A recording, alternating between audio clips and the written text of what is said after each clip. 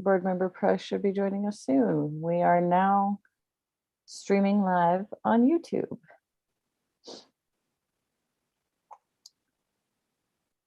All right. Secretary Bose is there, and Dr. Gonzalez.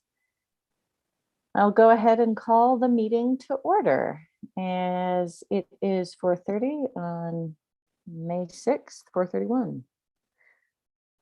This is a regular board meeting of the Santa Fe Public Schools Board of Education. We will be opening and going into executive session and coming back for our regular session at 5:30. We will start as ever with the Pledge of Allegiance and the salute to the New Mexico flag in English and in Spanish, as well as the acknowledgement of tribal land. Does anyone feel inspired to lead the pledge in English and or Spanish? Okay, I'll go ahead. I had raised my hand if you want me to. Oh, I'm sorry. I couldn't Okay. see you, but then I can see you when you speak.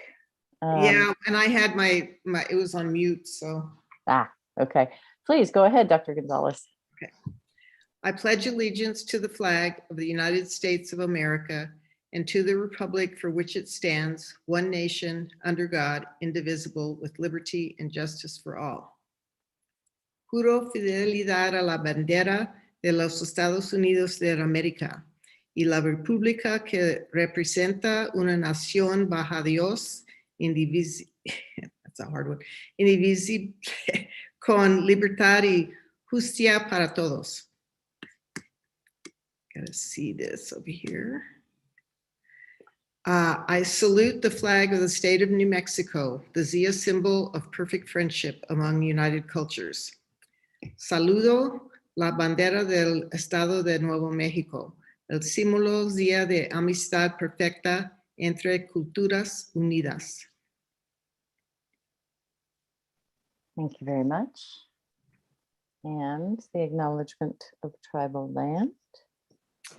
We acknowledge the original people of the land, the Tesuque Pueblo people and other tribal nations, and ask them to walk with us today as we share and learn together. Thank you very much. And Board Member Price is with us. Can you hear us, Ms. Price? Yes, I can. Excellent. Good to hear you. Okay, moving on to approval of the agenda. Dr. Garcia, any changes? Yes, Madam President. I don't know how we actually handle it other than just to give notice that we will not be talking about item number 2, Atalaya City Leased Park, in the executive session. Okay. Well, I'll go ahead and make a motion to approve the agenda, removing item number 2 under our executive session discussions. I'll second that. Thank you, Dr. Gonzalez. Any further discussions? Okay, we'll do a roll call vote on approval of the amended agenda. Vice President Garcia? Yes. Secretary Bose? Yes. Dr. Gonzalez? Yes. Board Member Price? Yes. And the president votes yes. Thank you very much. Moving to Roman numeral 2 on our agenda, introduction of interpreter. Dr. Garcia. Thank you, Madam President and members of the board. Para servicio de traducción en español, marque 701-802-5152, número de acceso 427-7932#. Por favor, mantenga su teléfono en silencio durante la traducción. Gracias.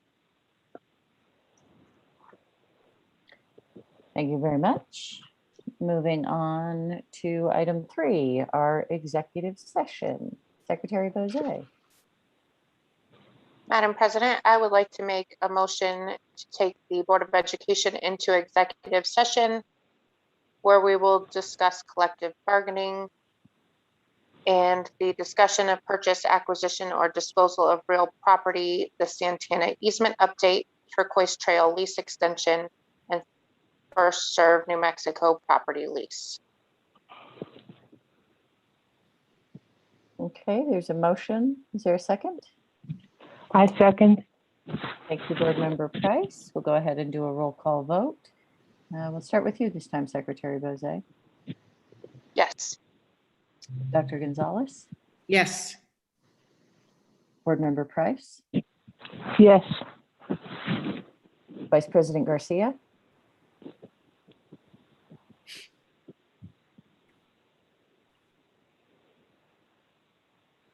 it looks like we've lost him. So no vote from Vice President Garcia on that one. And the president votes yes. We are now going to go into executive session and we'll come back right around 5:30. Thank you all very much. See you over there.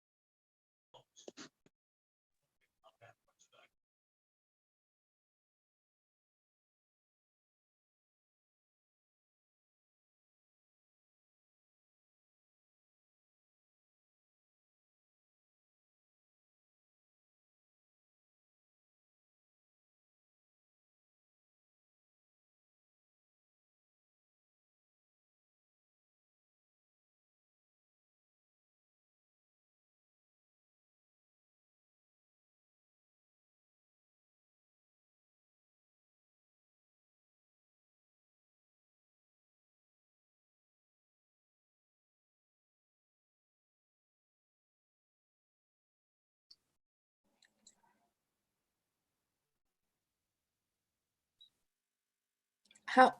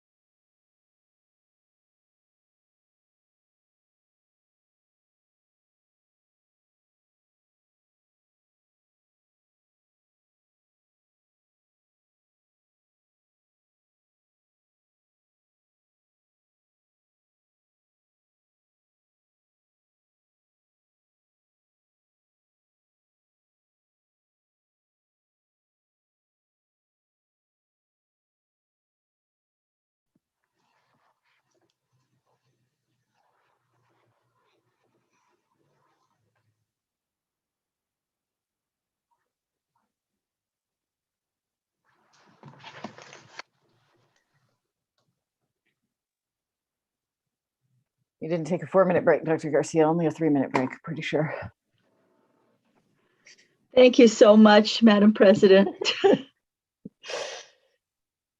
Okay, I see we have Dr. Gonzalez.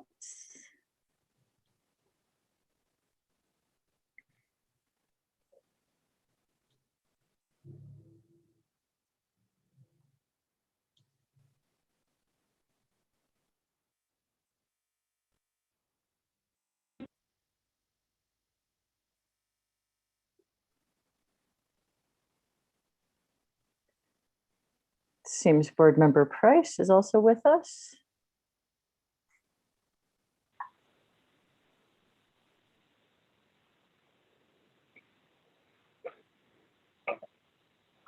Do you hear me? Yes, we do. Thank you. I'll just wait. I thought I saw Vice President Garcia, but he's disappeared again.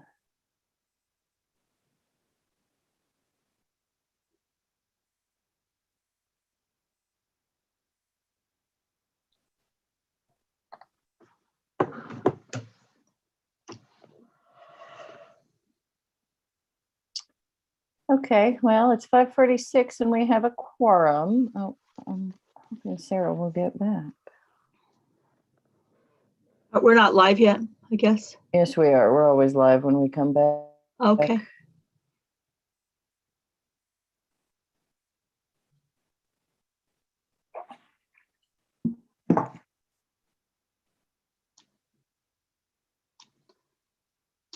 I just wondered because it has that currently an exec session on. Is Joe, are you on? That's just the slide that somebody's got up. I think they use the slide when you he's, are when we're live. not live though. It No, says but do you live. see, it says live on YouTube. Yeah, I I've see it. cracked this technological are live. code. It tells us what it's doing. Yeah.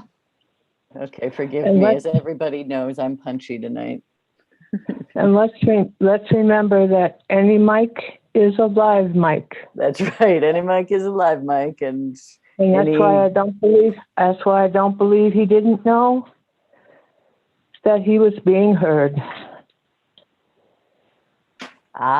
interesting. You know, there's a good West Wing about that, where he clearly did know he was being heard and Yes, did he knew. He knew. it.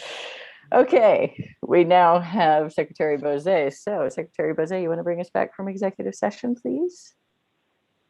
Thank you, Madam President. I would like to make a motion to bring the Board of Education out of executive session where we discuss collective bargaining and the purchase, acquisition, or disposal of real property regarding the Santana easement update, Turquoise Trail lease extension, and First Serve New Mexico property lease, and there was no action taken.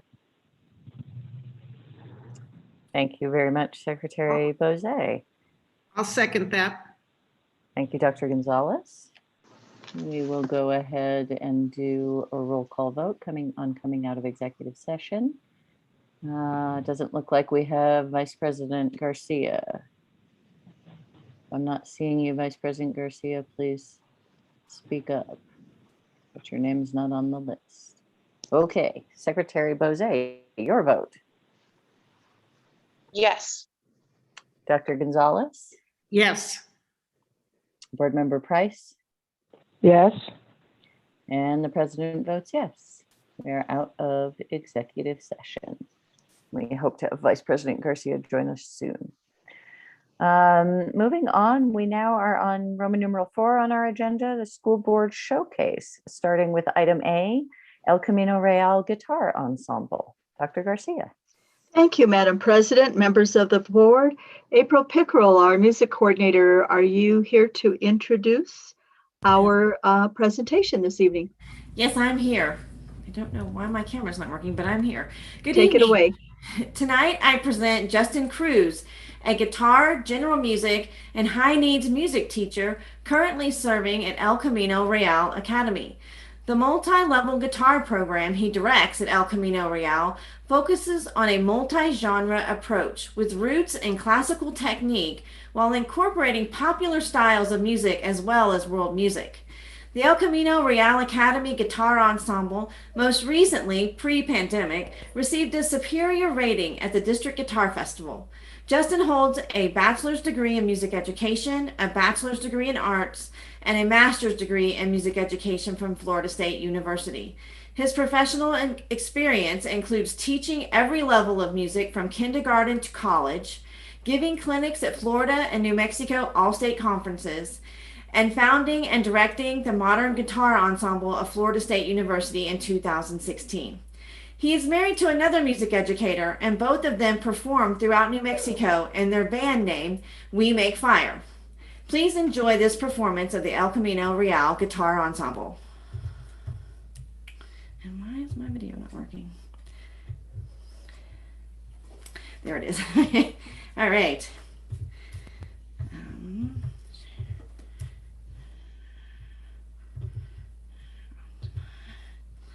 Share. And then we're going to do this.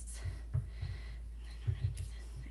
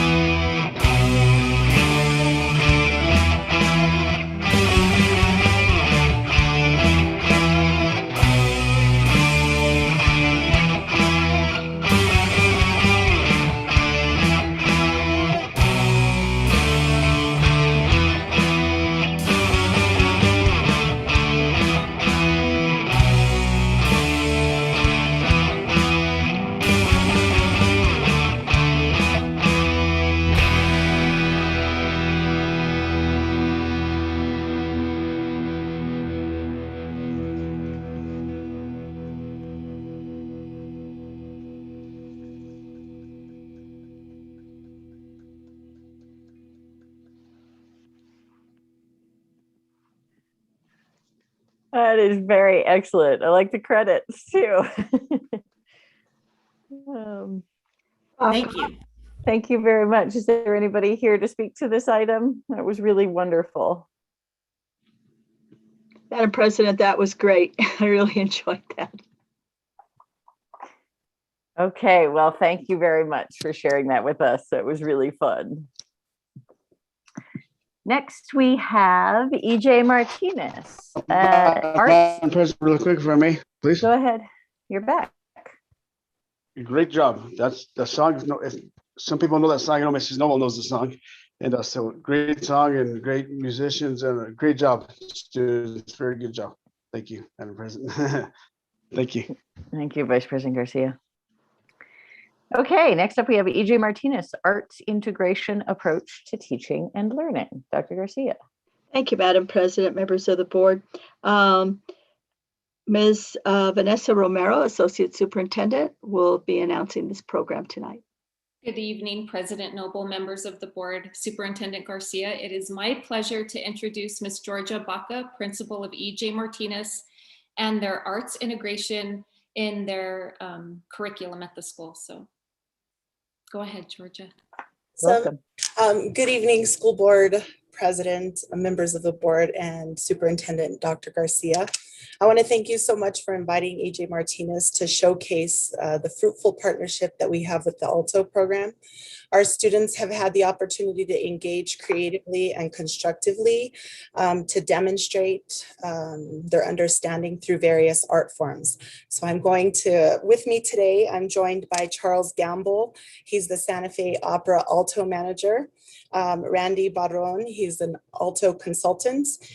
Kathleen Kingsley Baez is also an alto consultant. And one of our very own, Sharon Scarlett, a teacher at EJ. I'm going to go ahead and play our video now. I hope you enjoy.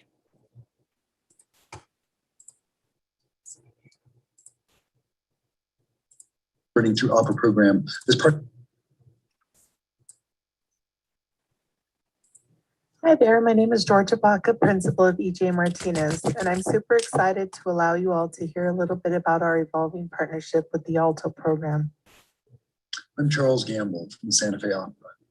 The Santa Fe Opera is proud to have partnered with Santa Fe Public Schools for the last 25 years. Through the Active Learning Through Opera program, this partnership has deepened as the ALTO program brings world-class consultants and teaching artists to collaborate with the expert classroom teachers at SFPS in service of a shared core belief that successful schools are engaging, collaborative, joyful, and inspiring.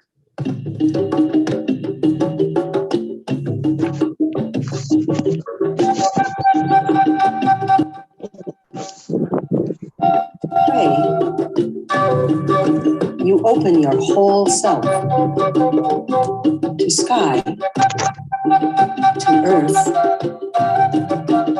to sun, to moon. ALTO's arts integration work brings together best practices in learning and teaching by engaging students in a creative process that lets them demonstrate their understanding of complex ideas through the arts. Using all three learning modalities to trigger students' natural curiosity, arts integration mirrors universal design for learning by providing multiple means of engagement, representation, and response. This levels the playing field. Arts integration also resembles project-based learning, and we know the outcomes of hands-on experiences across the curriculum are powerful and long-lasting. Students who take part in project-based arts integrated lessons are more likely.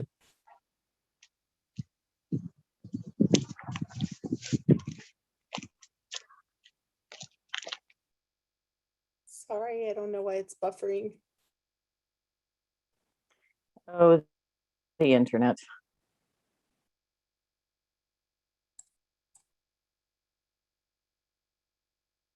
And it's such a great clip. Let's hope it gets back. I apologize. And I even came back to school so that I would have good internet, you know? So I'm at EJ.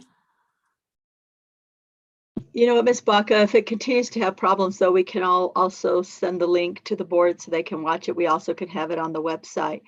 So if it continues, you can finish talking about it. I remember when we met to discuss this partnership, and it's just wonderful to see that it's come to fruition. It's awesome. Well, online, I guess it keeps spinning. So at this time, Charles, if you'd like to say a few words, or Randy or Kathleen or Sharon. Sorry to put you all on the spot.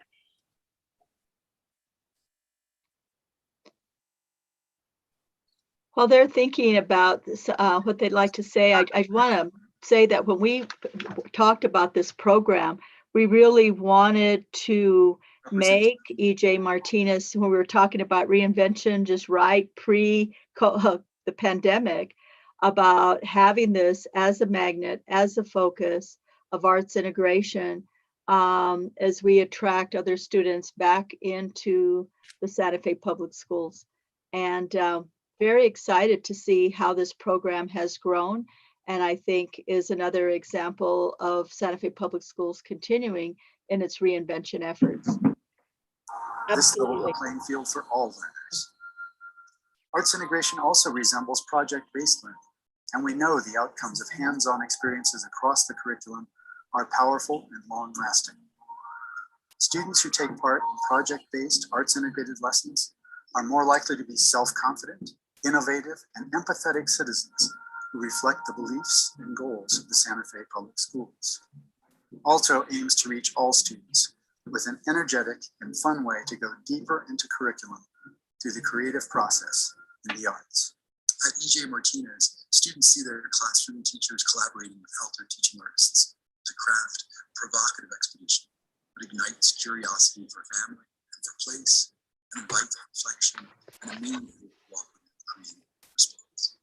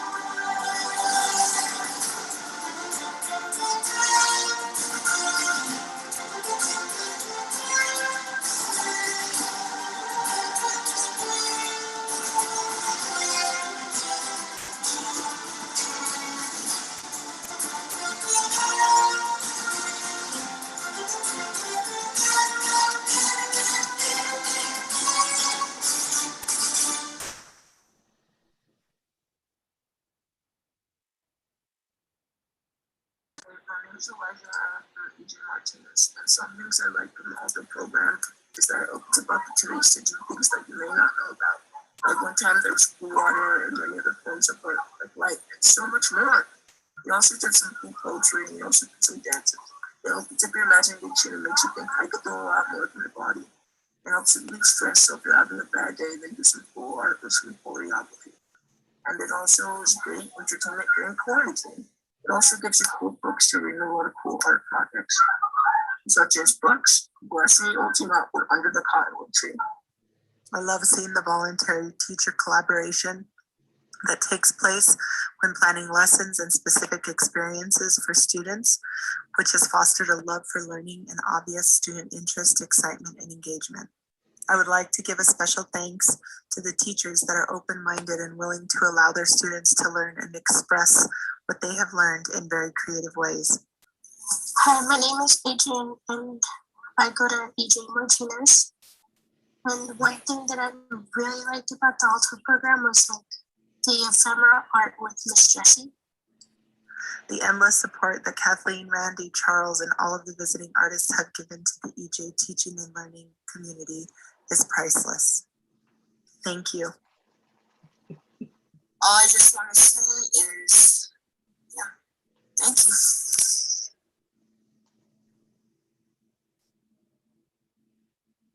Wonderful. Thank you very much. Thank you. And I will share with you because it's a lot of the music wasn't there and stuff like that, but I want you guys to hear it. So I appreciate it. Thank you so much. If you have any questions, we're here. Do you have a Yeah. comment? Does anybody else want to make a brief comment? I do, Madam President. Go ahead, Vice President Garcia, and then I'll continue. Really quick, I went to school, the lady that actually is a teacher, and we went to school together, Mrs. Romero. Excellent job for the stuff that you do, and I appreciate you for what you do for the district. The children that are listening, I get chills because, you know, people don't realize the Santa Fe Opera is probably the second or the third best opera in the nation, other than New York. So whenever you actually are able to perform for the opera or participate, that great job. And the individuals that work at the opera, great job that work with the community and with our public schools, because like I said, that's the second best opera in the nation. And then the youngsters that participate, once again, great job. Mrs. Romero, great job. And the teachers, great job. Thank you. Appreciate that, Madam President. Dr. Gonzalez. Madam President, members of the board, Dr. Garcia, I'm so excited to see that. And actually, EJ Martinez is my school, but I haven't been able to be there because of the pandemic. But I'm excited to see that you're doing this. That's thrilling. Thank you. It's awesome. The partnership is great. Working with the consultants, we've just been very, very blessed. Great. Thank you very much. Any other comments or last words from the arts integration team? We appreciate you taking time to let us share with you. Thank you so much. Thank you very much. Thank you for the work. Thank you, Randy. Thank you, Charles. Good to see you. Thank you, Sharon. Thank you, Georgia. Oh, that's always really some of the most fun part of the meeting. Now we move on the agenda.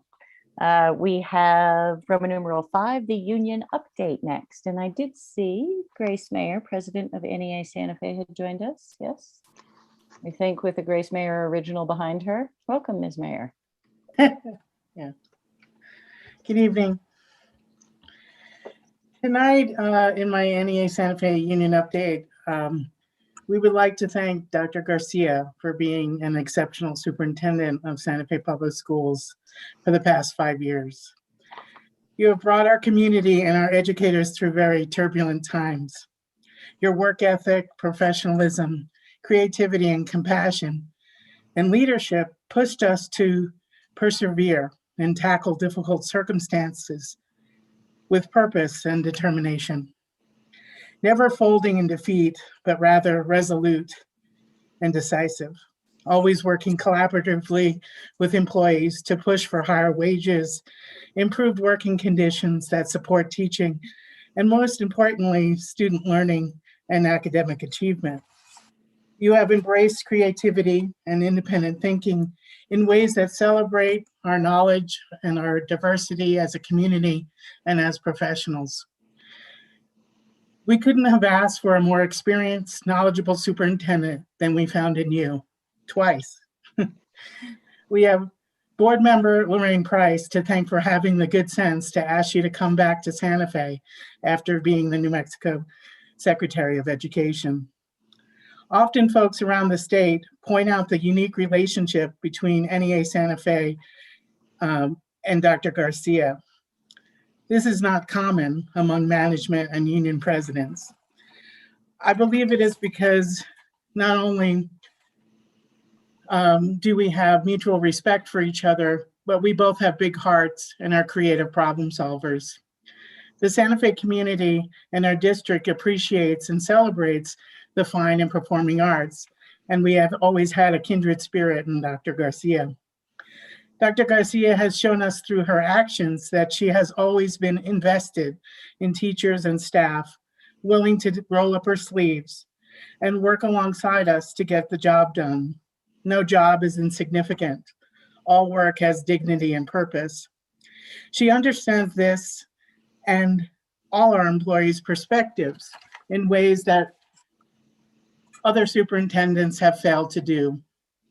It has been such a privilege to get to know you, Dr. Garcia, Superintendent Dr. Garcia, as an individual person, as a leader of our district, and on behalf of all of the NEA Santa Fe bargaining unit, I want to express our profound gratitude for all you have done for us and the community of Santa Fe. Thank you so much. I am humbled by those words. I hope I could have a copy of it so I could read it again, because I was just I'm so moved by that. And I have to say, that the membership is lucky to have you as their leader. You keep us on our toes. Ms. Sink and I,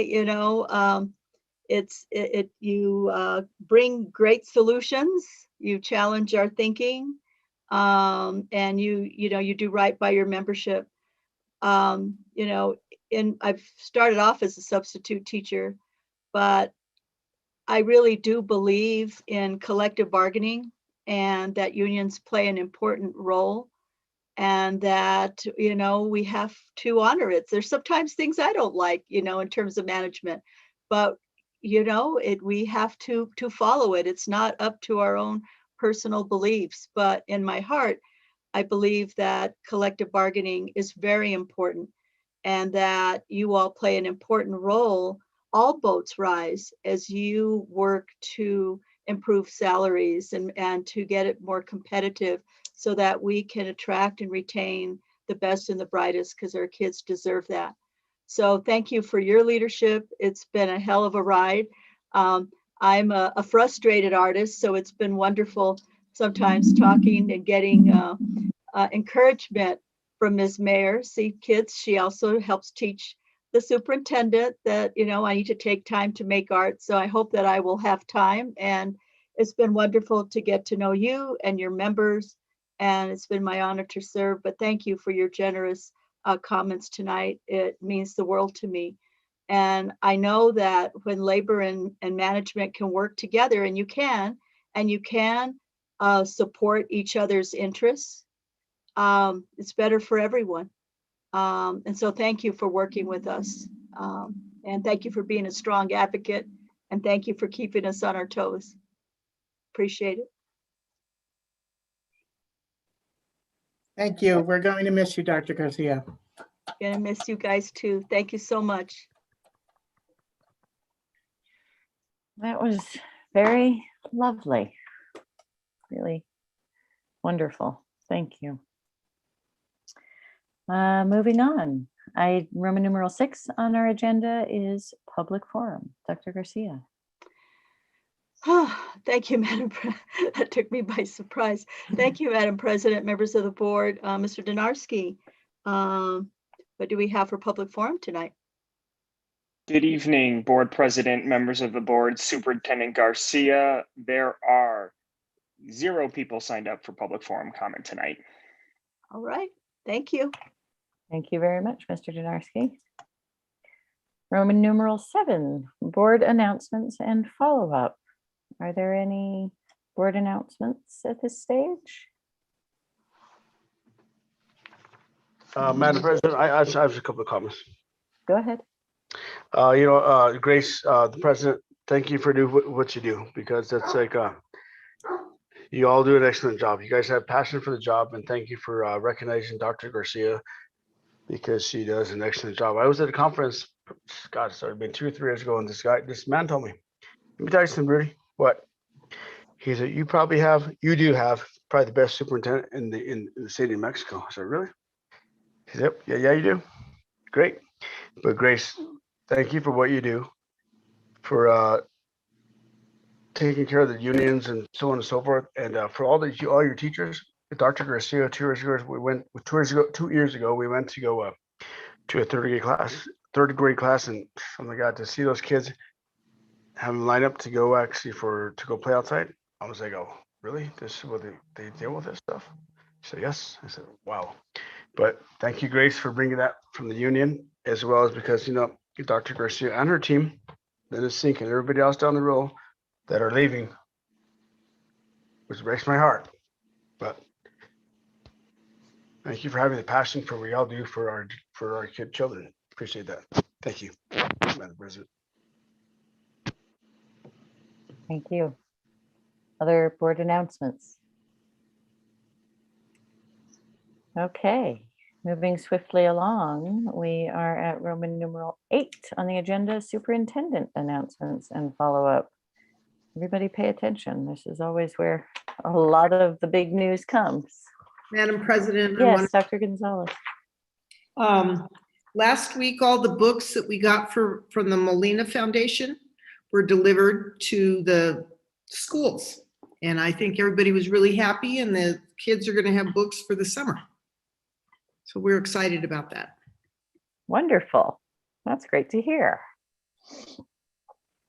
Wanted to add to that, Madam President, and Mr. Donarski, you can help me with the number. Was it 57,000 when you added the National Geographic? It was 21,000 National Geographics and 35,000 books for pre-K through 12. So can you imagine, you know, all of that reading material that will be in the hands of kiddos for the summer? Was really amazing. A special shout out to Christy and her team that delivered them all, and Ms. Sink for their coordination. It was just an amazing effort. Thank you, Dr. Gonzalez, for helping bridge that partnership. Thank you. All right. Okay, Madam, Superintendent announcements. Yes, yes, Dr. Garcia, ma'am. please. I just wanted to follow up also on that, you know, issue around union labor relations. I also want to say that the board also really respects that relationship. And when I was hired, I was given various charges. One was succession planning, which, you know, we have done a good job of, and I think you will see that as the team fills out, but also to repair the fractured relationship between management and the board. And I think it's important that the board also gets credit for, you know, supporting that, because I work for the board, and you all support those relationships as well. So I think you share in that honor. So today, I put out two statements that I want to share with you. One is that today kicks off day one of National Nurses Appreciation Week, and we have a nurse on our board as well, Ms. Sarah Bosset. This today kicks off the week, which culminates next Wednesday, beginning the official Nurses Appreciation Day. If there ever was a reason to celebrate our nurses, it can't be topped by what we've experienced this year. Our nurses and health aides have been amazing, and we truly do appreciate them very much. A special shout out to our lead nurse, Ms. Anita Het, and also Sue O'Brien, who's in charge of the wellness department. They've led the charge to keep us healthy and safe. And thank you to all of our nurses. Yay. And then we are nearing the close of National Teachers Appreciation Week. And what can I say about teachers and teachers' assistants and all who support them, other than you are our unsung heroes? Your creativity and can-do attitude help make this the tough year, a special year for our students, and your work is commendable. I've been floored by the amazing things you've taught our students, from how to creatively use technology to adapt to a virtual environment. You've addressed the social and emotional needs of our students and continue to do what I like to call education, legacy work. You've touched lives and inspired our students that will continue to live on in ways you will never know. Each of us is somehow indebted to an amazing teacher or teachers. Know that you've made a positive difference in the lives of so many, and we appreciate you. As a small token of our appreciation, a purchase order will be issued to each school site. Then the principal can purchase treats to celebrate you before school is out. They're modest little treats, but our hearts cannot capture how much we appreciate our teachers and assistants and all that support them. So yay, teachers. This is also the time of year when we celebrate our volunteers. And this year, we were unable to have the in-person activities that we all enjoy so much. And I want to thank Sabra Romero, who leads these volunteer efforts, and Cody for this great video. Before we show it, I want to say that Santa Fe Public Schools volunteers learned an entire new way of working with our students. Many of them were having to work outside of their comfort zones, learning new platforms, and they just did a fabulous job. Through their support for this school year, we had 450 volunteers, And that had a lot to do with the department's equity, diversity, engagement department's recruitment efforts. Most of the volunteering was done virtually. We've enhanced our volunteer demographics. Remember that we wanted to work on that. And with a large recruitment push throughout the year, we have more bilingual volunteers being attained. And we've also recruited high school student volunteers. Ms. Romero worked on developing 12 training modules, from virtual tutoring to culturally relevant volunteering, to name a few. The Help You Homework Hotline was launched with 30 volunteers that supported 360 students calls this year. And the Pen Pal program was launched, which had about 77 student participants and 68 volunteers. Approximately 200 letters were sent through the Pen Pal program. Volunteers are an asset to our district and contribute to the excellence that our service team strives for. Our community is forever changed by their caring and support. So can we see the video, please?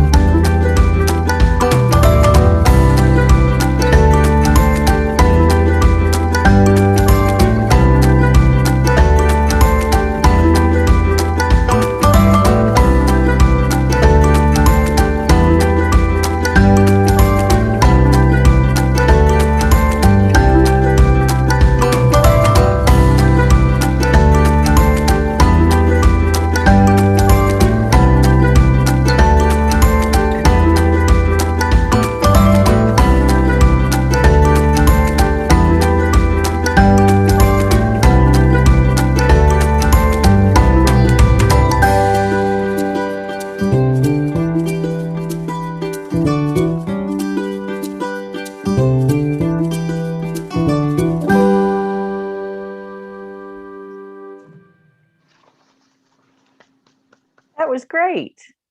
And so if we have testimonials from our, and if you would like to see testimonials about our volunteers, please go to the website and go to the volunteering page, sfps.info. In addition to this recognition, all volunteers should keep an eye out for a small package from us to be sent out at the end of the month. But we couldn't be a flagship school district without all of these amazing volunteers. Wasn't that great just to see all of those people's names? You just really get the power of all the people that we've engaged and grown through the years of this very, very strong cadre of volunteers. So yes, thank you so much.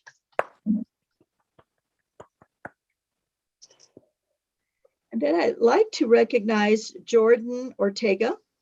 Jordan is a senior at Santa Fe High School. She's been recognized by College and Career Plaza for being named a Quest Bridge Scholar and receiving the Gates Scholarship. Quest Bridge aims to increase the percentage of talented low-income students attending the nation's best colleges and to support them to achieve success. The Gates Scholarship is a highly selective scholarship for outstanding minority high school seniors. Jordan plans to attend the University of Chicago in the fall in advance of his studies of computer science and ancient Near Eastern history on a full ride scholarship. And then I would like to recognize Ashlyn Diareta, winner of the Best Biomimicry from BioSteam. Ashlyn is a 7th grade student at Milagro Middle School. She won the Best Biomimicry at the BioSteam Design Challenge for her project, The Sugar Bird.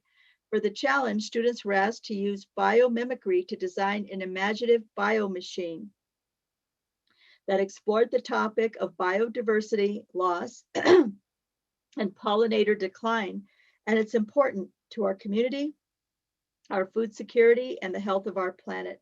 Teachers were given the online BioSteam curriculum tool with a bio-curriculum derived from BioSteam artist Ann MacArthur, whose installation at the Taos Land Trust called Pollinator Concentrator inspired the design challenge. The challenge received 197 entries. So congratulations, Ashlyn Diareta from Milagro. Amy Beal Community School students earned top distinction at the Climate Innovation Challenge. Amy Beal students in their climate adaptation solutions earned distinctions at this virtual student showcase. So congratulations to them. Amy Beal entries were outstanding entry for Milkweed by Gabriela Duran, a 5th grader whose teacher is Malcolm Smith.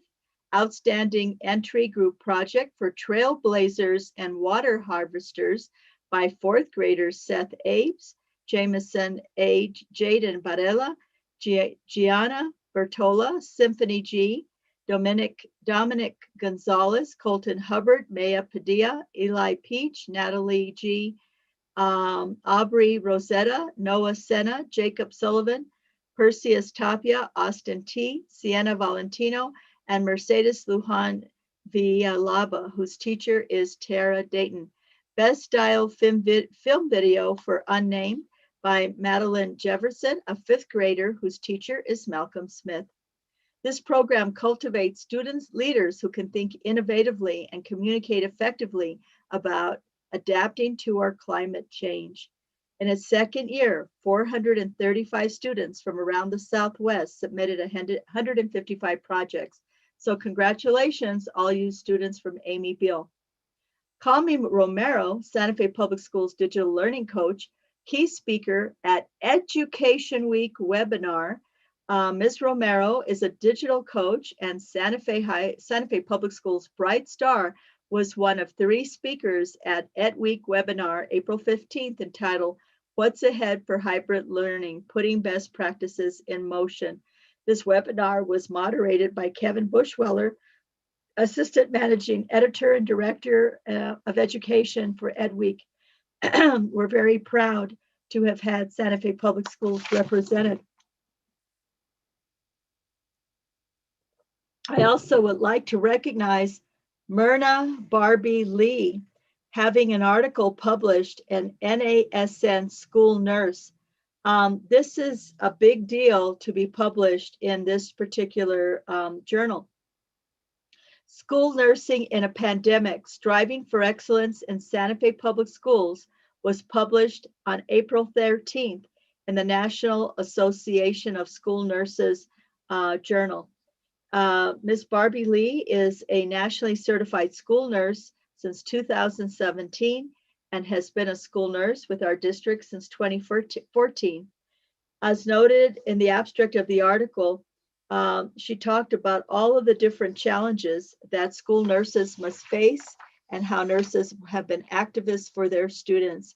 Contributing to the article were nurses Kimber Seymour, Anita Het, Gillian Norris, Shona Stack, Alana Cartier, Patricia Haycox, Leanne Armstrong, and Larnie Herbert. So here we are again nationally, Santa Fe Public Schools, a flagship district. Mid-School Math, Santa Fe Public Schools adopted this program. It received perfect scores from Ed Reports, and Ms. Sink wanted to make sure that you know that we adopted a nationally recognized program, evidence-based for mathematics. We are confident that our students will gain with this program and with the professional learning for teachers provided by Mid-School Math. And then today I had the honor of presenting the Nusenda Teacher of the Month to Christian Moscone. He is a first and second grade teacher at El Dorado Community School. I don't know if he's here, so we can wave to him. Mr. Moscone, are you here? Mr. Moscone demonstrates excellence in the classroom through his kind nature, use of humor, and ability to engage his entire class during remote learning. It's remarkable to see how he's able to navigate this learning environment, dividing his attention, yet keeping all kids engaged and excited. He has a way of making all students feel special and accomplished regardless of their academic standing. His exceptional teaching style is very supportive. Mr. Moscone led during the pandemic by volunteering to return for in-person learning. Thank you, Mr. Moscone. And then you heard about the Molina book distribution, 34,780 books, 21,000 National Geographic Kid magazines. I love that magazine. The Reading Group, which includes people from multiple educational organizations within the city and state, wrote the grant to help develop home libraries. Molina Foundation awarded the Family Learning Together grant valued at more than $400,000. This effort is, the Learning Group is an effort of Opportunity Santa Fe. Support efforts from the city and Maria Sanchez Tucker, the library division director with the city. And we're very excited about this endeavor. And then Adelante announces 2021 Mimi Hatch Memorial Scholarship Award recipients. Congratulations to all three 2021 recipients of this award. The recipients are Perla Vega Macinas, Stephanie Pinon Gonzalez, and Carl Zu Rangel.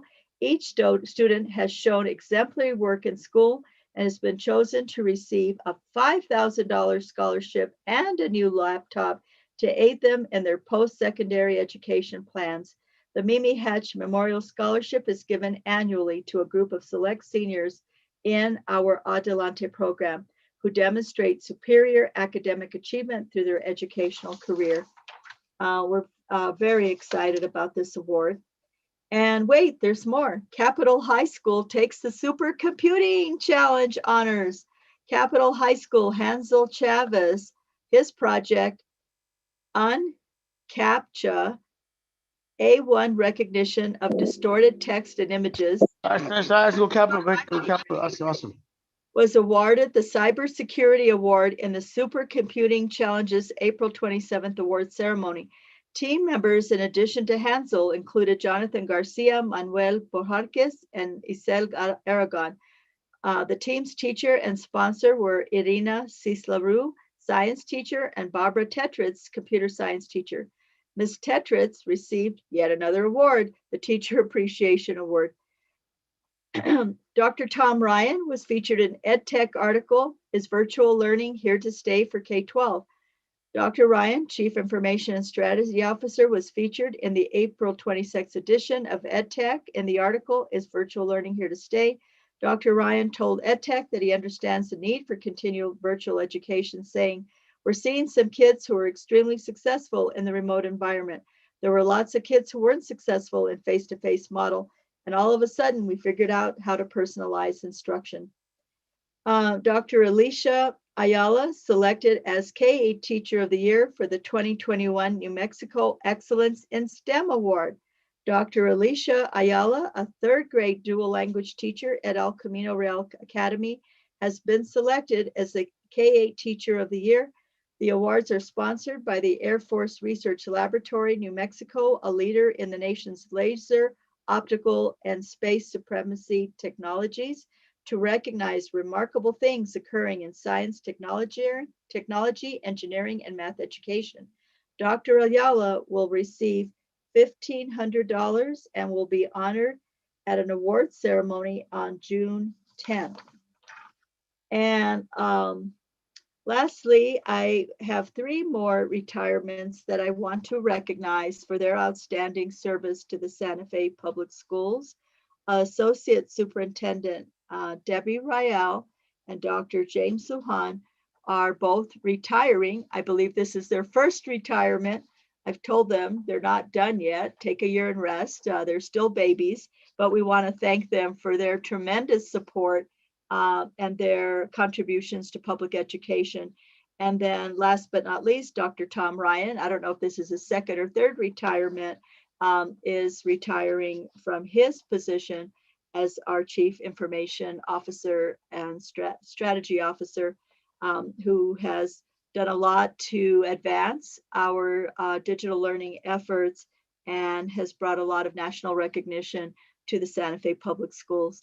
All 3 of them will be recognized at our retirement celebration, but I wanted to take this opportunity to thank them for their service. And all of them are a part of making Santa Fe Public Schools a flagship district. You just can't make this up. You know, every week, you know, we have all these awards, and they're national, they're international, state awards. And so what a district of rock stars. It couldn't be prouder. Thank you. I guess the thing you say is congratulations to That's the our thing you say. folks have decided to retire. So we say congratulations. It still is feeling like a few gut punches, but Dr. Ryan, Dr. Lujan, Ms. Rael, thank you so much for all of your work and heart and soul, and maybe even blood, sweat, and tears along the way.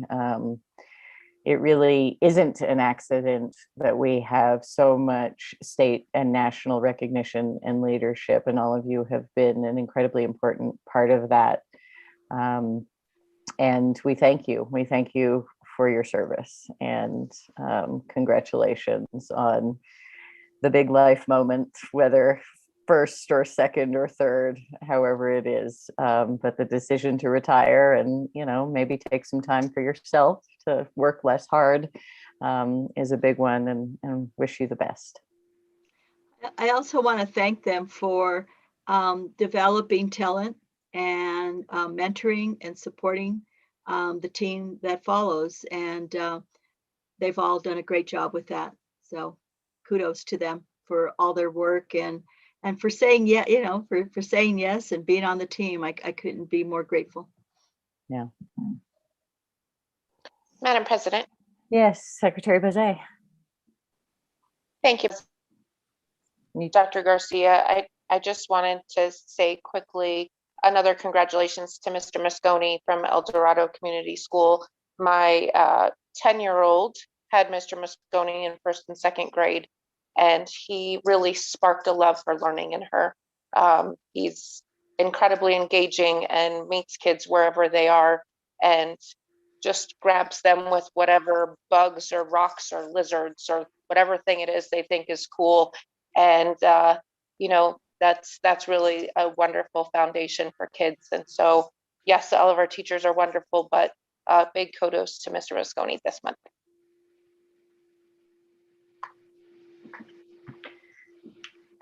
Okay, any other Superintendent announcements, Dr. Garcia.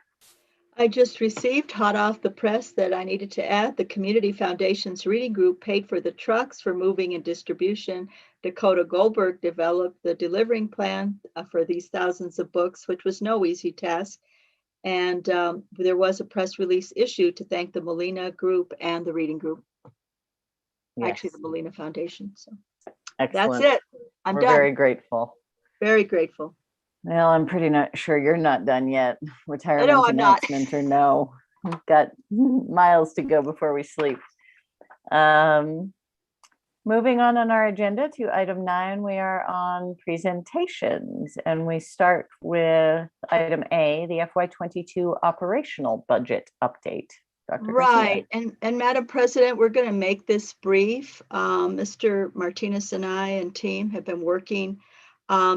We don't have a presentation with slides because we have an in-depth presentation next week. We didn't receive the new 910B SCG tool till Friday of last week. It has changed some of those numbers, but we are still scrubbing them, right, Mr. Martinez? And making sure that we are very clear where the units have fallen out. And the federal funding, we have received no new information since the last time we met. We put this in here as a placeholder in hopes that we would have new information for you. But we have not received anything yet from the PED on the federal funding. So, Mr. Martinez, do you want to add anything to that for A and B? I'll just add that, as Dr. Garcia mentioned, our new 910B5 that came in did change a little bit, which was helpful for district to be able to communicate that and be able to factor it out how the units shook out. So as Dr. Garcia mentioned, we've done a lot of scrubbing throughout all the different departments, and I mean, it's been really helpful to be able to compare apples to apples, if you will, in looking at last year's 910B5 and the 910B5 for FY22. Also, I know Dr. Garcia had let me know with the federal funding that it is hopeful that we could possibly be receiving some sort of guidance for the ESSER 3 funds sooner. So fingers crossed we will receive that, but that's all I had to add. And I just thank you, Mr. Martinez. And I just want to add, just to refresh the board's memory, that the state issued not only for Santa Fe, but statewide, a brand new SCG tool with brand new numbers, a brand new 910B5. So we basically started over again. So we gave you some numbers, forget about those numbers. I wish I could make you erase them like they did in Men in Black, right? Erase your memory. But we will start anew at the study session on Thursday. Okay. Any questions on the update, which substantially will come next week, sounds like. And thank you all for the fast work on this. I know it's not easy. The complexity of school finance really cannot be overstated. Madam President, this is Rudy once again. Go ahead, Vice President Garcia. So really quick, Dr. Garcia, thank you for you and your staff, and Mrs. Romero for doing what she did earlier. I appreciate that. And Mr. Martinez, you know, as a policymaker, we sit on the board. It's hard to figure out how it works, federal funding, this and that. But you know, Mr. Martinez, take notes from Dr. Garcia, and as well as because it's hard. We have it all figured out. But great job, guys. So thank you, Madam President. It's just hard to deal with. You're welcome. Thank you. Anything else from the board on items A or B on our presentations here? Okay. Item C, summer programming 2021. Dr. Garcia. Thank you, Madam President and members of the board.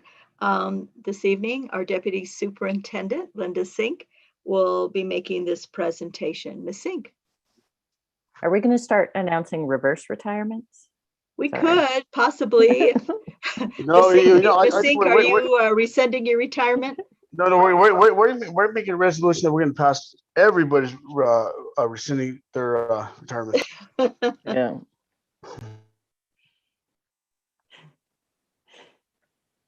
Ms. Sink, nice to see you. Yes, good evening, President Noble, members of the board, and Dr. Garcia. We should be showing here a presentation here very quickly. And we'll be talking about the summer professional development and the programs that we'll be offering. So we can go on to the next slide. So as you can imagine, we've been talking about this quite a bit, but the pandemic really changed things for us and required the district to respond and shift our approach, if you will, to teaching and learning. Our lesson designs were very deliberately designed around the collaboration with the technology department. And that collaboration will be forever now. The digital learning coaches literally meet with our teams now in CNI. So it's all just evolved and it's very exciting. The extensive professional development with the curricular programs ensure student engagement and on an online platform. So this will continue on to next year, working with teachers not to forget all the skills that they learned and continue using this online platform in many different ways. Some other indicators that will help us move into the summer on what we needed to work on this summer and focus and for next year, student grades in the fall of 2020 indicated a need to reevaluate engagement, learning tools, and pedagogy. So with that, and also the school assessment data indicated that we need to look at leveraging the standards and instructional approaches and student feedback. So again, these indicators, this assessment, this data helps us build the summer program. I just wanted you to know we just don't build it for fun. We build it based on what their needs are. And then those needs carry on into the fall as we keep researching all of these data points, et cetera, and where we've been. So on to the next slide. I'm not going to read all of these, but there's still even another page. If you can scroll up just a little bit, you see the one more down there, Cody. I guess that went too far. So you can go back, but I think you get the drift. If you go back to that first one, yes, I wanted to talk about that for a second. In this one, you'll notice the extended learning. There's let's see, 1, 2, 3, 4, 5 schools that are finishing up the 2021 extended learning. I'm going to be proposing to you from our teams and from Dr. Garcia what we would like to do for this coming year. But this, I just wanted you to know, ends this school year in June with this group. Some of these other things have been happening in our district for years. The credit recovery, the city summer, the hands-on heritage. I'm going to be talking about the math adventure, and you can go on to the next slide, Cody. One of the things that I'm excited about is the Santa Fe Native American Enrichment Camp.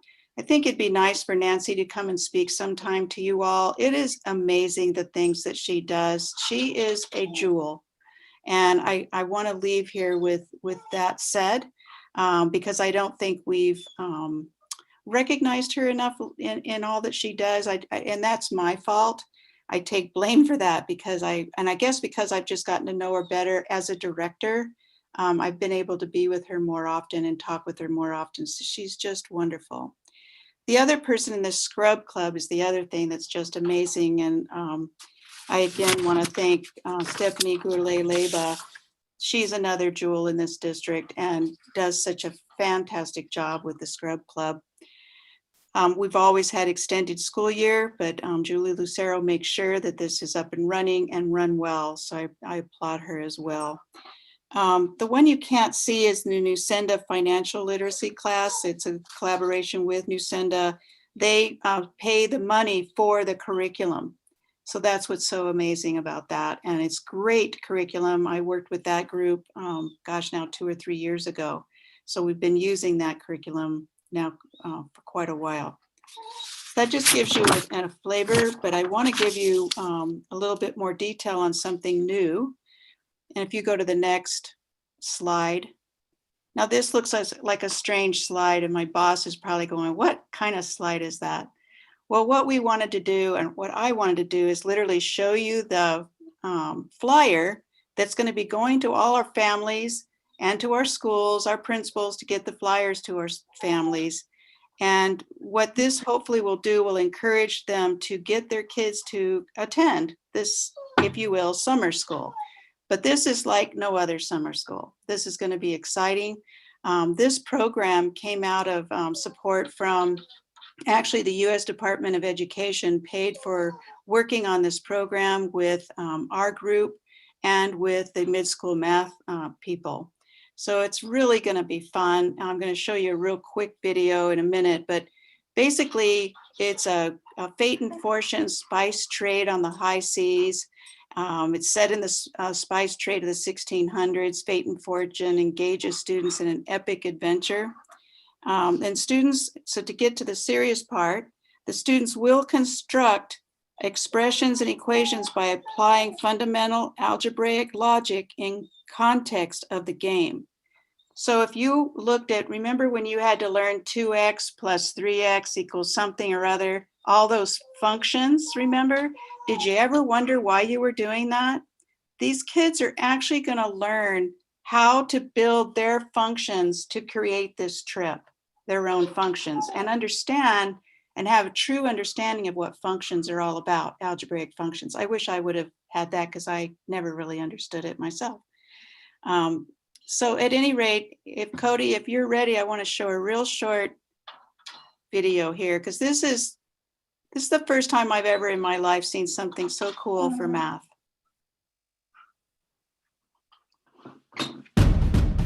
The spirit of adventure has always called to you, and now you are ready to answer. The 17th century is an era of exploration, of wonder, and of plunder. The ancient spice routes have opened their secrets to the sea, and as a burgeoning spice trader, you will explore worlds you never dreamed existed. It is your turn now to seek your fate, and possibly your fortune, your fortune, your fortune.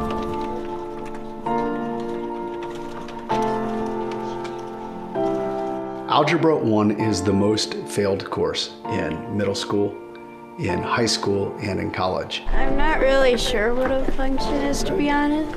I guess a function is kind of like a math majigger. I don't really like math in general, so try not to think about it as much as possible. The game Fate and Fortune is based on years of research into understanding what students need to learn to be prepared for Algebra 1. Param, the first mate, introduces the game's initial challenge, building a ship.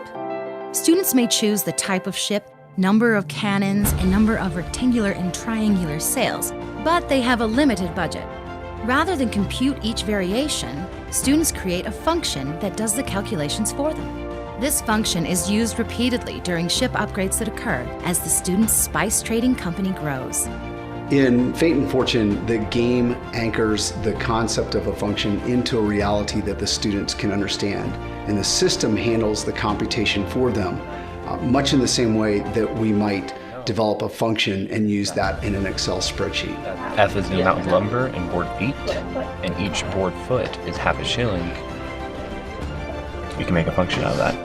90% of the items that we see in textbooks or online are focused on computation. And algebra is really about the logic that surrounds that computation, not the computation itself. Fate and Fortune is multiplayer, and students can buy and sell company shares on an in-game stock market. Stock trading requires students to develop another function. And that's your board? There you go. You submit offer, and then somebody can buy some shares. That logic that surrounds the math computation is the central key to understanding algebra. And the learning moment comes for students once they have developed that logic and now see the benefit of having done so. This was actually really fun, and it kept you engaged. It was really good in that sense. In Phase 2, students will sail around the world, learning 10 core concepts essential to understanding algebra. The big breakthrough is that a student with no prior experience in developing a function could encounter one of these very challenging problems and through productive failure succeed in developing a very complex function. A function is a mathematical equation where each input has exactly one output. Functions are where if you have one input, you're going to have one output. The problem of Algebra 1 being the most failed course at all grade levels won't be solved by traditional textbooks or more online problems. It can be solved by fate and fortune, which creates a context for students to fundamentally understand the concepts that they need for Algebra 1.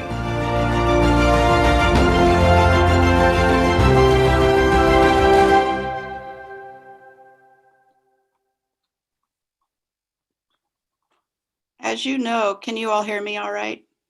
As you know, this mid-school math is our instructional material. So we work with Scott Laidlaw and the group for professional development and things like this.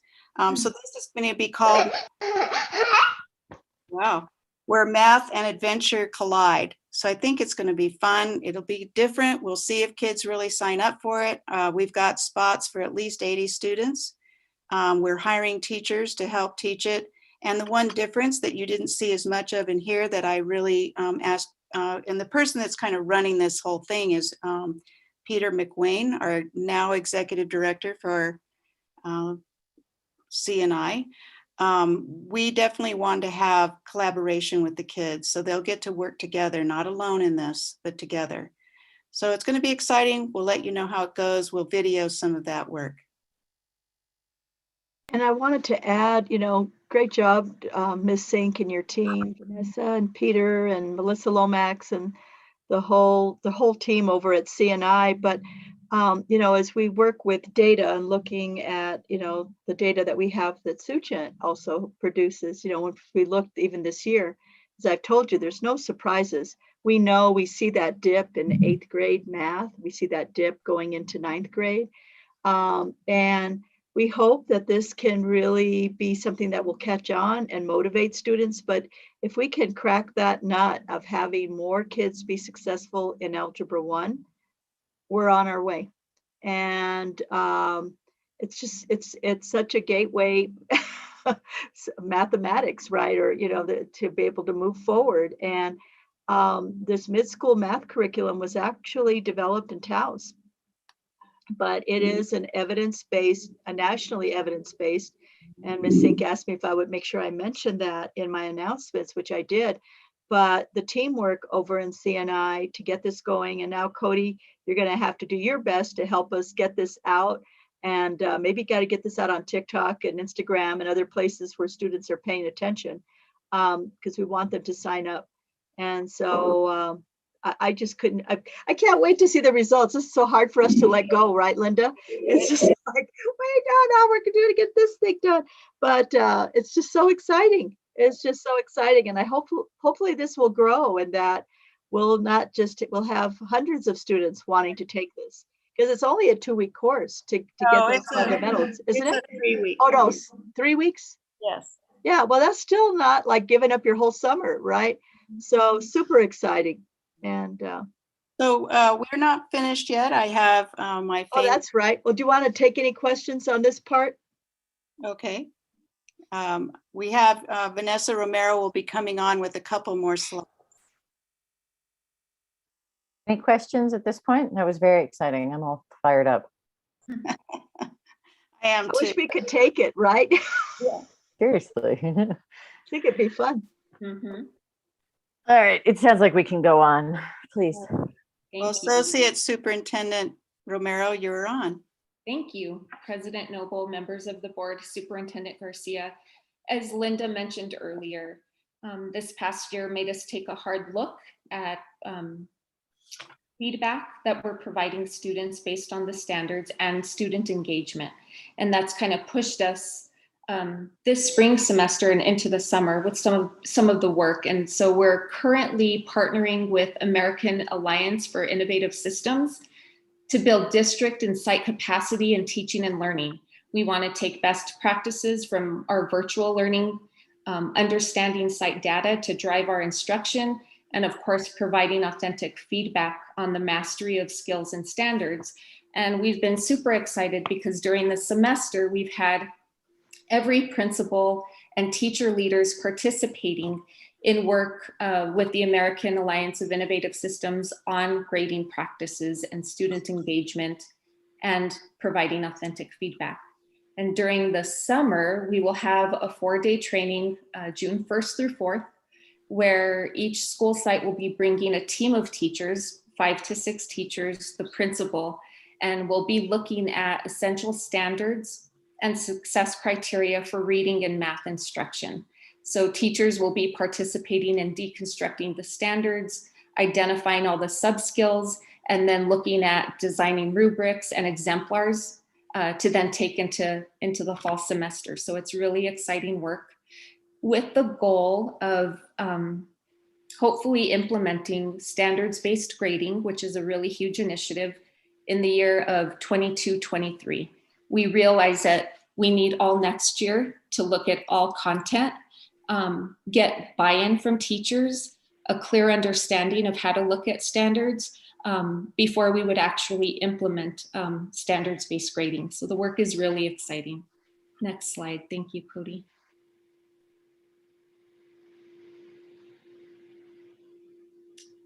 Oh, and more work this summer led by Peter. Back one more slide.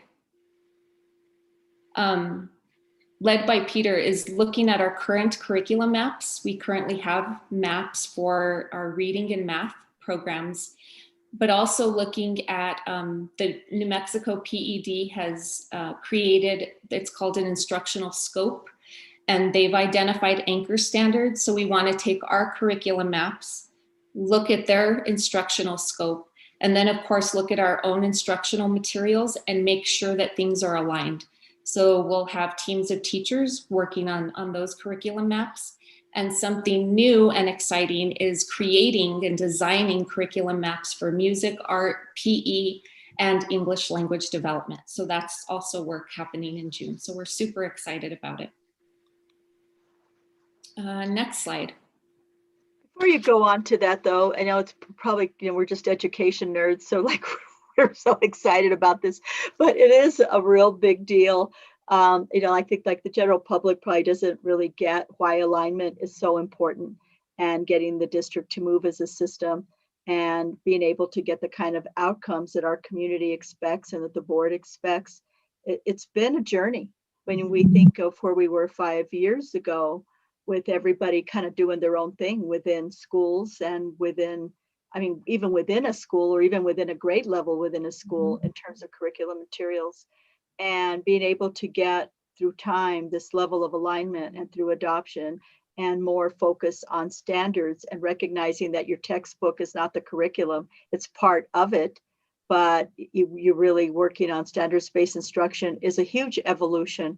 A lot of people were not even trained that way. So the work that has been done in that department has, Ms. Sink is really remarkable, and we're seeing the outcomes, and Ms. Romero and the other people on the team that have moved this forward and aligning, also using data to help look at where the gaps are. You're going to continue to see great outcomes. There's just such a solid foundation now, and buy-in. I think people are excited because they're seeing results in their own classrooms. So anyway, it's just so exciting to hear this and to see this, and what's going to be happening next year is really terrific. So hats off to you guys.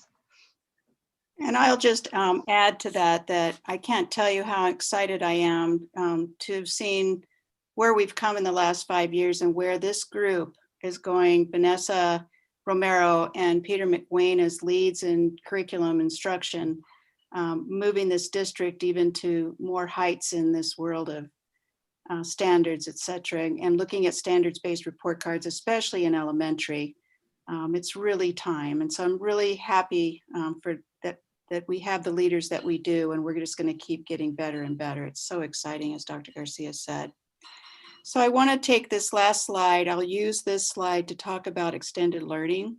The extended learning program you're going to see in the consent calendar. And so I need to talk about that for just a minute so you know what you're voting on.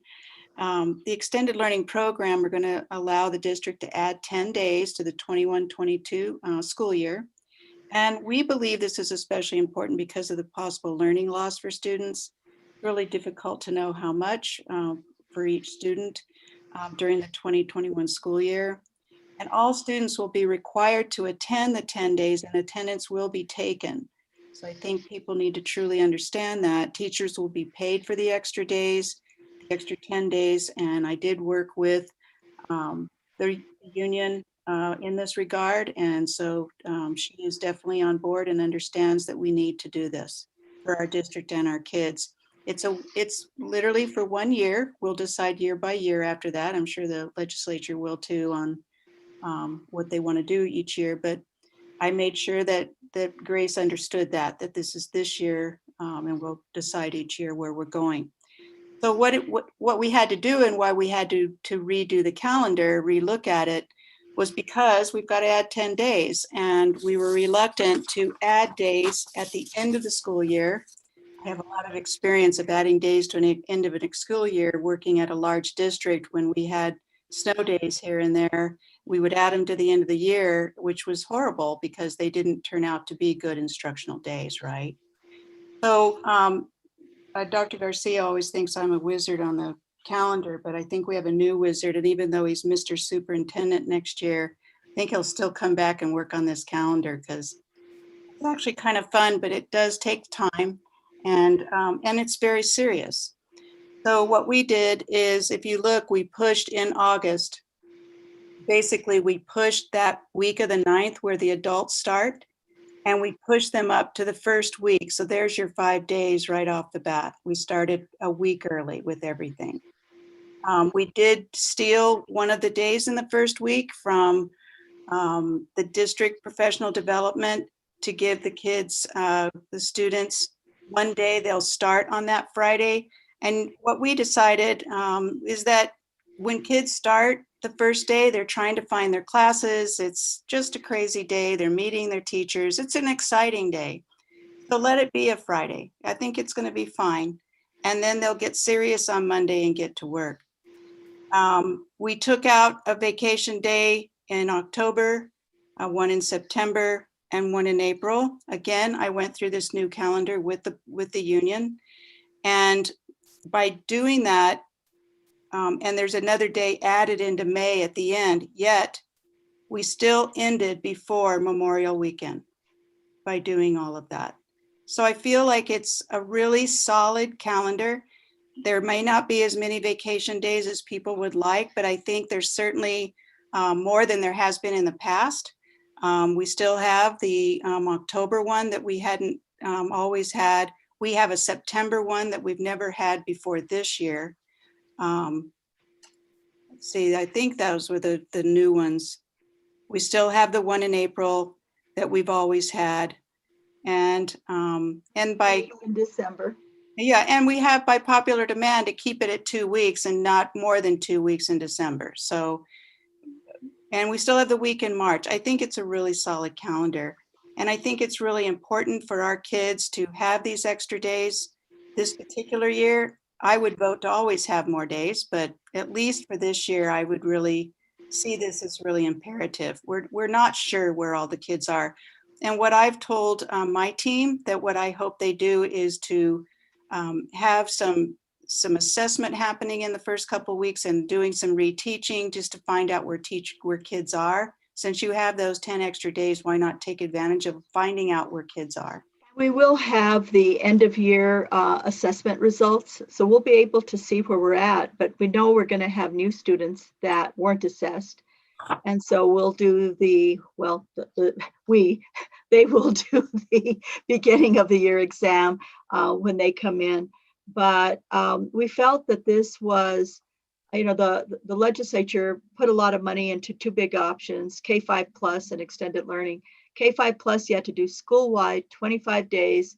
Everybody had to come, teachers and kids. We just haven't had buy-in for that from this community.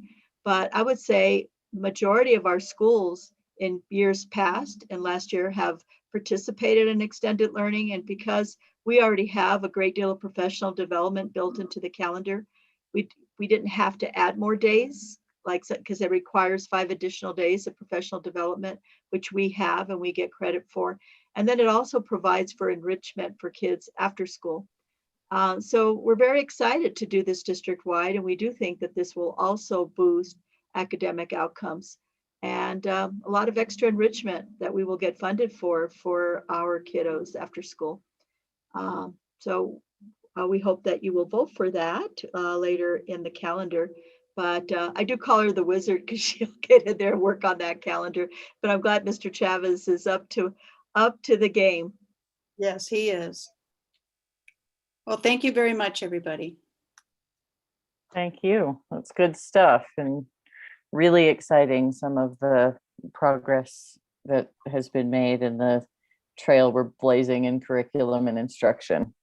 It's really great to see that we're tackling grading and how that works. Really appreciate that. Questions from the board?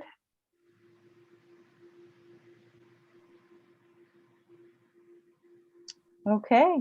Seeing none. Madam President, I have just some comments. Okay.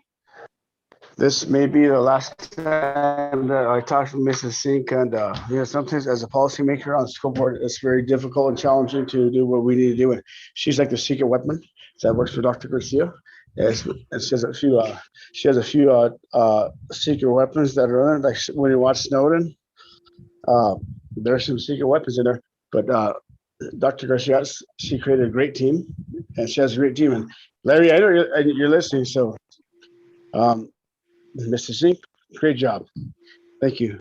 You're a secret weapon, and you have passion for this stuff, and you did a great job. And thank you for what you do. Thank you. You're welcome. Thank you. I believe that secret weapon was your nickname in high school, Miss Sink. Is that right? I hope not.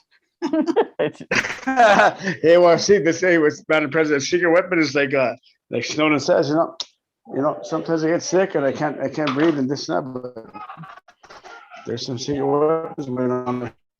And like Tom Brady. Tom Brady's the Super Bowl again, but he had a secret weapon, which is the big guy. Passion for what you do. You get passion for what you do for your for our community. And you do a great job in that. And you're there behind the scenes, making stuff happen, but thank you for what you do. Appreciate you. Thank you, Madam Chair. Okay. Any other comments, questions? Thank you very much for the presentation. We really appreciate it and hope that lots of folks are, paying attention to the important work being done. And we will start to really see it, sounds like, bear fruit in the next year or two ahead. Okay, moving on to our action items. We'll go ahead and do them in order. We do have the calendar we just heard about as item E, just in case anybody was wondering. We will be voting on that shortly. On the consent agenda, any questions, anything anyone wants to pull off or vote on separately? And if not, is there a motion? I move approval of the consent agenda. Second. Thank you, Dr. Gonzalez, for the motion. Vice President Garcia with the second. Any further discussion? We'll go ahead and take a roll call vote. Vice President Garcia? Yes, ma'am. Secretary Bozay?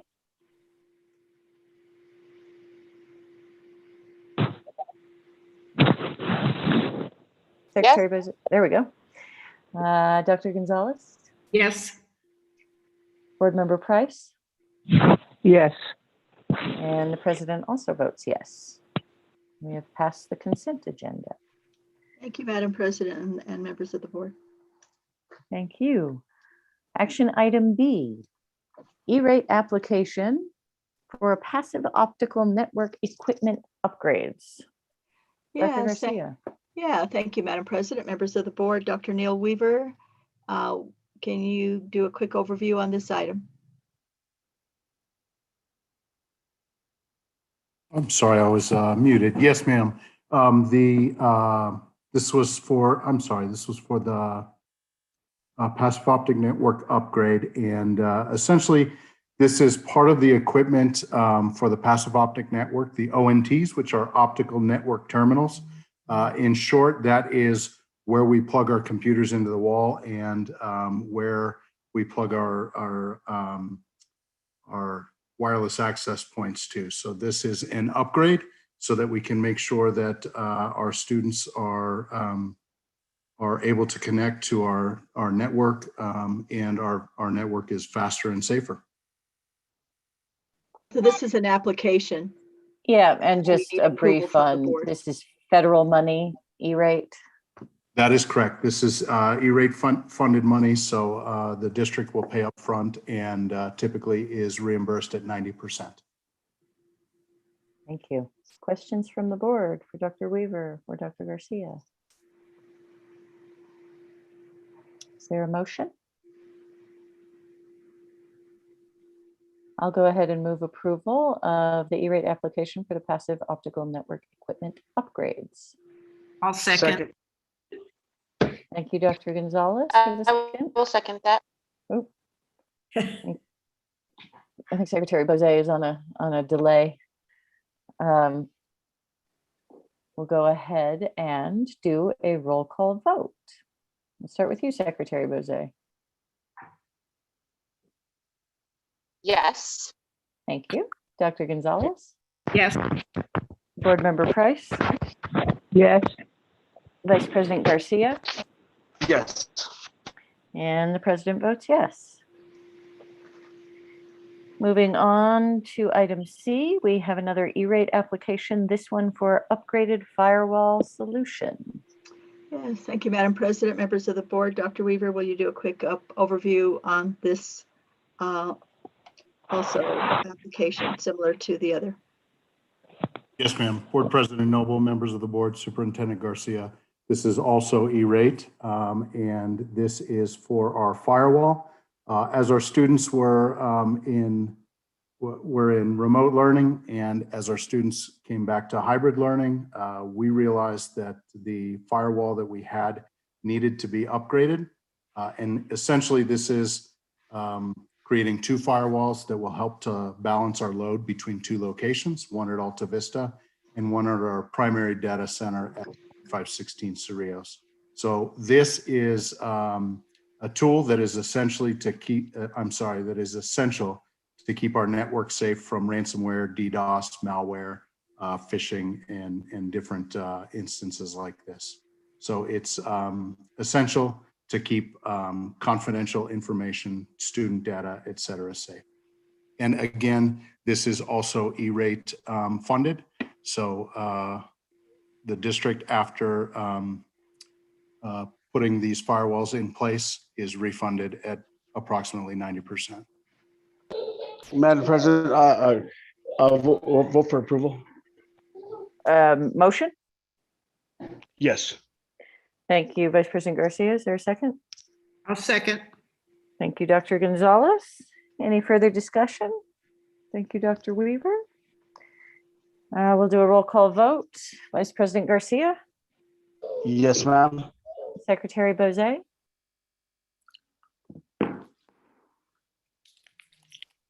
Yes. Thank you. Dr. Gonzalez? Yes. Board Member Price?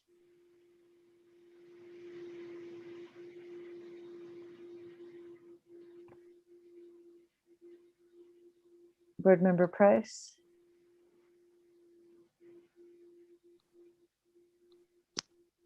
Looks like you're muted. I don't know. Yes. If you're oh, yes. There we go. Thank you. Action. Oh, yes. The president votes yes. So we have approved that E-rate application. Thank you, Madam President, members of the board. Thank you, Dr. Garcia. Dr. Weaver. Now on action item D, the Academy for Technology and the Classics FY22 budget approval. And just to say, we approve this budget because this is a district charter as opposed to a state charter school. This is one under our purview financially. Dr. Garcia. Yes, thank you, Madam President, members of the board. You're absolutely right. We have oversight of their budget as well as ensuring that they're following all regulations and statutes. Mr. Chavez has reviewed, Mr. Martinez has reviewed the budget, and if you can just talk about its structure and viability, and then introduce whoever is here tonight from ATC. Absolutely, thank you. Madam President, so we've already looked at this, Mr. Martinez as his recommendation, so I'm okay with it. So I'd like to make a motion for approval. Okay, there's a motion for approval. Is there a second? I'll second. There's a second. I would like to ask that we hear this item during the discussion now, the discussion period. I'd like us to hear from Mr. Martinez on this one, if we could, please. Yes, ma'am. Thank you. Yes. Thank you. I will be brief. Madam President, members of the board, Superintendent Dr. Garcia, I, along with 4 representatives of Academy for Technology and the Classics Charter School, also known as ATC, present the FY22 operating budget for your approval. So with us this evening, we have Christine Garcia, who is the business manager, Jason Morgan, who is the principal, Brad Fury, governing council president, and Susan Lumley, vice president. The administrative staff of the Santa Fe Public Schools are pleased to present the FY22 operating budget for your approval. The cash balance of approximately 18%, a 1.5% salary increase for employees is included. The 6% insurance increase on and the 1% ERB increase, which are mandated statutes, are also included. Pending budget items include reallocation of grant for FY22 career and technical education and lease assistance approval from public school capital outlay, Idea B, and Title III. I know that the 4 representatives of ATC will also stand for any questions, if any. Thank you for your time. I'd like to add to that, Mr. Martinez, and either you can respond to this, or perhaps a member of the ATC team just explain to the board why you have, I know the cash balance issue had been an issue in years past. Now it is pretty high at 18%. My guess is you're probably saving for a capital project, but can you explain why you have cash balance projected at 18%? Good evening, Dr. Garcia. Thank you for your question. Good evening, Madam Secretary and members of the board. I'm happy to speak to that. Our cash carryover is pretty robust, and yes, you're right. We definitely had lean years, quite a few lean years. I think we're seeing a pretty stable from fiscal 21 to fiscal 22 cash balance. Primarily, that was the uncertainty of our economic outlook when the pandemic began. So we knew we would have a cash carryover from last fiscal year, and we did our very best to just be mindful of our spending, not knowing what revenues statewide would look like coming into this next fiscal year. Fortunately, the outlook has been better than predicted, or at least better than it was predicted to be last spring. We're looking forward to finding creative and meaningful ways to apply some of that towards our mission and goals. Other questions from the board? Are you at full enrollment? Have you done the lottery for the new year, next school year? Yes, thank you for that question. We conducted our lottery in February, as we have done traditionally. Our enrollment decreased this year, as I think you all know, and many schools across the state. have experienced. Our budget is based on a rollover of this year's enrollment, but we are anticipating that our enrollment will actually be back up more to a level where we aim for, which is right at 400 students. Right now we're budgeting at 379, I believe it is. Christine, double check me on that. So with the addition of 20 some students, we may see some of that 40th day SEG adjustment at the beginning of next year, but that's where we're hoping to get to. But to be clear, you'll see your adjustment in February, is my understanding, for an increase. But if you don't make the whatever your projection was, you will have to pay it back in October. So that's where your cash balance come in handy. I do have a question of why it is that high, because I think a lot of times you may be scrutinized unless you actually can show that you're saving for something, because the intention is that you do put it into program. But it will be up to the board about approving it.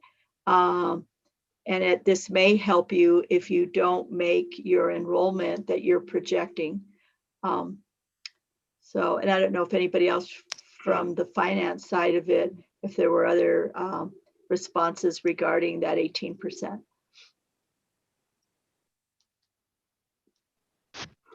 Madam President, just really quick, I would just like to, in the last 2, 3, 4 years, we have worked with ATC to get their budget to be acceptable, and what the superintendent is saying is really great, and I appreciate ATC actually. So, we're going to work with the superintendent and the Santa Fe Public Schools as into working with us, and so they have done a great job, and so I just appreciate that. But I understand what the superintendent is actually asking, but thank you for the ATC for working with us. Thank you. Well, and just again, this is our fiscal oversight duty, is to look at this budget. So this is one of our big three, or part of one of our big three responsibilities as a board.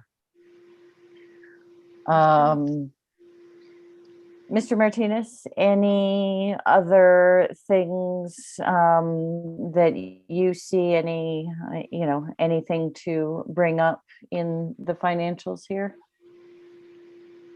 Madam President, no, not at this time. I think there were a lot of things like the mandated statutes that were captured in this budget. I will say when I reviewed, I did see, as well as Dr. Garcia, that the cash balance was relatively high, but I'm not sure as to what really the financial goals and objectives are of ATC. So, I mean, it does plan out with what the recommendations are of the state statutes. And for that, I was confident in submitting this for approval tonight. Thank you. Other questions from the board? Comments? And I guess I'd say thank you. It is, if ever, here's another question.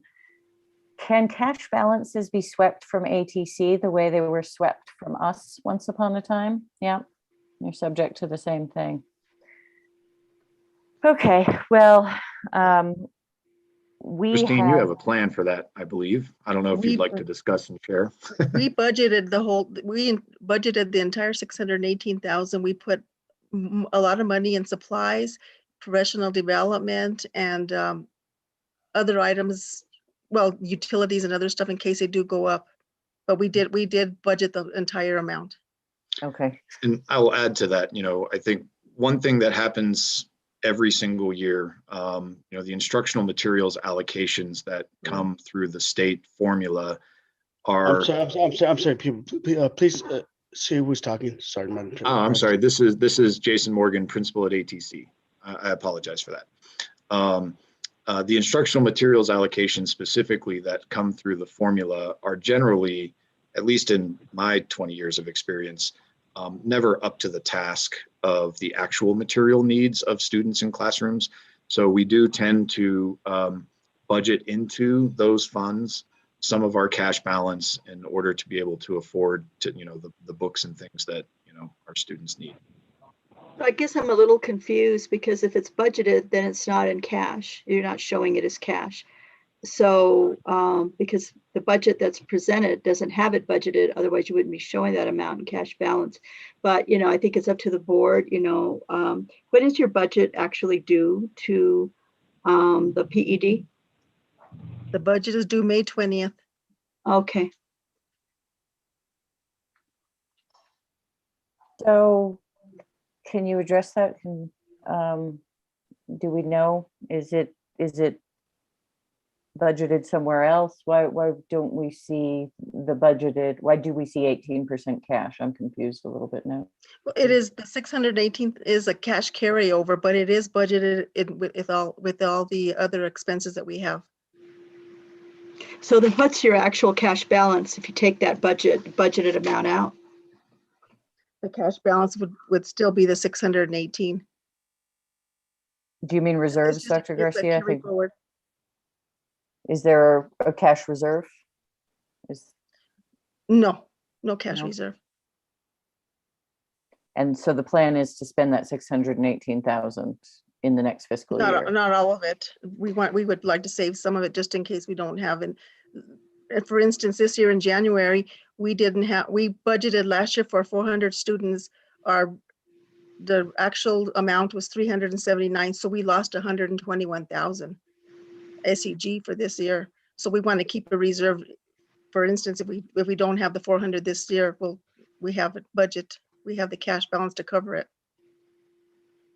Maybe perhaps Mr. Martinez, you can help, because I'm having difficulty understanding Absolutely. that you have 18% in cash reserve, but you've budgeted it. And so if you're budgeting, it's a plan, you may not expend it, but you have it budgeted as to cover these expenses, and then you reserve a certain percent for your cash balance. And so you're talking about it in two ways, that it's budgeted for these expenses, and yet we're talking about it as cash balance of 18%. So I guess I'm just not clear on that piece to better advise the board. And Dr. Garcia, I believe what I'm hearing from ATC Charter, or the Charter ATC, is that they increased a lot of their budget items in the event they were to see increase in those items or those supplies and materials, PD, or if they were to lose any money in the SCG due to decline enrollment. So I believe what Christine is saying is that they budgeted for it, and that it just in the event it were to increase, and they would rely on any carryover cash balance and anything else that was not spent that they budgeted for would go to the carryover cash balance as well. So I believe what would be helpful for the board and for Dr. Garcia is if we eliminate, I mean, your budget is based off of solely just what the need is. And if you take what it is going to take for you all to get through the fiscal year and you subtract out, I guess, how you increased your budget, what amount would not be budgeted and would be potential cash balance if you have that? If we do that, we'd have a potential cash balance of 375,000. Which is what percent of your budget? That would bring it down to, about 9-10%. Okay, which is still high, but it's much better than 18%. And so I think that's, however your budget is expressed in that form, you need to be able to show then that your cash balance is more like 9 or 10%, not 18%. Okay. Okay. And that, that is, I think, a more reasonable amount. I know that there are districts, particularly charters and smaller schools, often have a higher cash balance than, say, a larger district like ours that would have more like, a 5% or a 4%. But once you start getting above 9 or 10, you're very subject to a cash sweep, or that the legislature feels you're not expending the money. And so, ATC had the problem a few years ago where your cash balance got dangerously low, where you had 0.5% or 1% cash balance. And that was a concern of the board, which is what targeted that for me this evening. So hopefully that helps the board better understand. And thank you for clarifying that. You're welcome. Dr. Garcia, what would be the best practice here for us to vote on this? Or, we could ask for it to be expressed that way and bring it back next week. I think our board meeting is on what date next week? Thursday. What day is it? 13. The 13th, and your budget is due on the 20th. I think it would be best if you could present it, but get your budget, work with Mr. Martinez so that you show what's actually budgeted and what you're planning to budget for your reserve, so that we're real clear on what that percentage is. That wouldn't be very difficult to do, and I think it would be clear for the board of what your actual cash balance is, since that has been an issue in the past. And it would still get you in on time to the PED. We can add to the agenda, Robert, if you don't mind, if that's the board's pleasure. So yeah, I'd like to hear from the board, and procedurally we're in a slightly complicated place, but I don't know, Vice President Garcia, if you might be willing to withdraw your motion, or if you want us to go ahead and vote on passing this budget. I would very much like to vote on the budget when this issue has been clarified. Madam President, yes, I'm okay with withdrawing my motion. I'd like to hear from Dr. Garcia as well as Mr. Martinez, and then yes, so I'm okay with withdrawing my motion and take the advice from staff, Mr. Martinez, as well as the superintendent. Okay. So we'll go ahead and make a motion and ask that this issue of the cash balance be clarified for the board and brought back next week. And just go ahead and make that into a motion. I will second that. Thank you. Any further discussion, comments? We'll go ahead and have a roll call vote. Vice President Garcia? Yes, ma'am. Thank you. Secretary Bozay? Yes. Thank you. Dr. Gonzalez? Yes. Thank you. Board Member Price?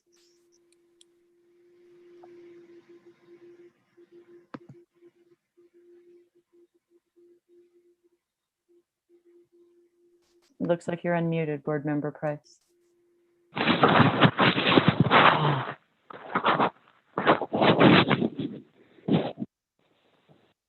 Board Member Price, can you hear me all right?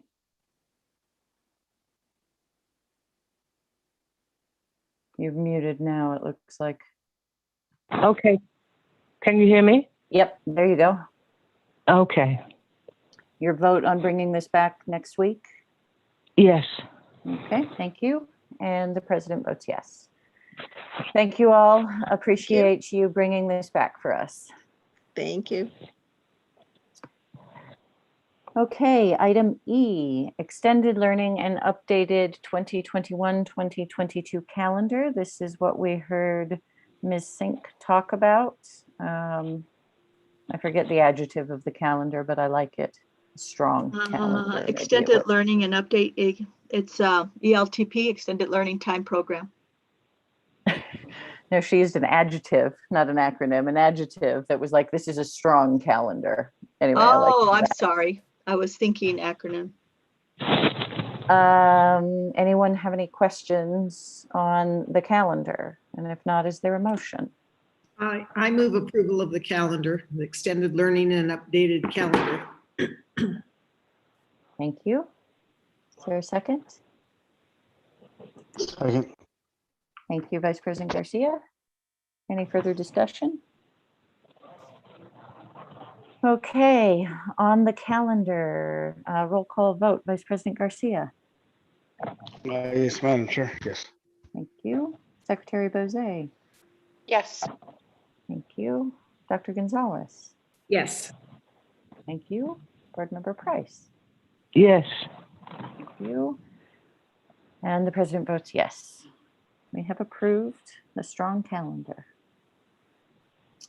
Item F, first reading of amended policy 526, naming of school facilities. Dr. Garcia. Yes, thank you, Madam President, members of the board. We feel like there's a need for a tweak to the current policy, and our general counsel, Josh Granata, will make this presentation. Mr. Granata. So real quick, Madam President, if I may. Go ahead, Vice President Garcia. Is the athletic director Larry Chavez online? I did see him earlier. Just if we're going to make an amendment to the athletic policies, I want to make sure that the athletic director's online. He's here. It's not the athletic policy, Madam President, members of the board. It's a policy that you already have on naming of school facilities.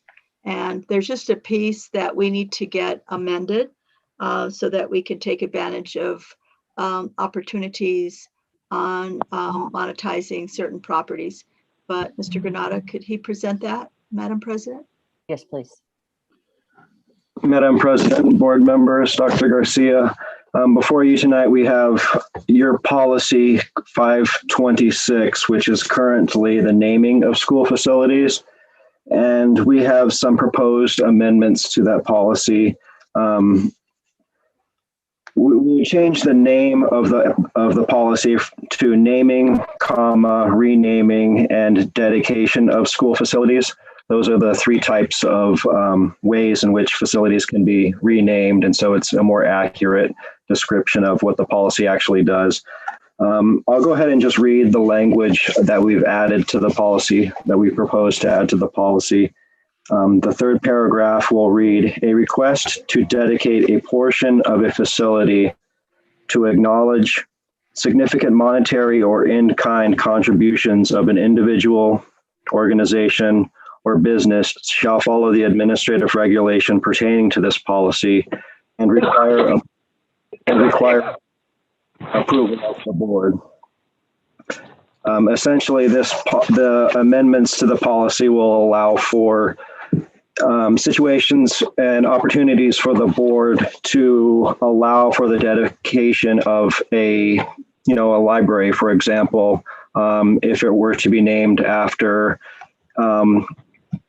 like a business, for example, in the community, if they wanted to, pay for leasing the rights essentially to go ahead and name the library. That would be an example. The current policy is not clear as to whether or not that would be allowed. However, with the amendments to this policy, it would be clear that the board could take this path if it so chooses. And it's important to note that if this were to happen, the dedication would be brought to the board, and the board would have the full opportunity to decide whether or not they wanted to go forward with this dedication of a certain facility. So I'll stand for any questions that the board has. Typically, they're very public facilities that usually there are requests for this type of thing. It could be a stadium, it could be, a tennis courts, it could be a track. Other colleges and universities and other large districts have taken advantage of this opportunity to bring in additional revenue to the district. In exchange, that's where the AR would be more specific about how we would go about doing that. But the final approval, the board still would have that authority to say yes or no, and know the terms and whatnot. So it still puts the board in the driver's seat, but allows us this opportunity. And as Mr. Granata said, the changes in language better describe what this policy was intended to do. Yes, quite. Could we actually see the policy again, please, on the screen? Language. Any questions from the board on this? I don't have a question. I have a comment. Go ahead. I have consistently, since I've been on the school board, opposed naming things for companies. I just wanted to say that.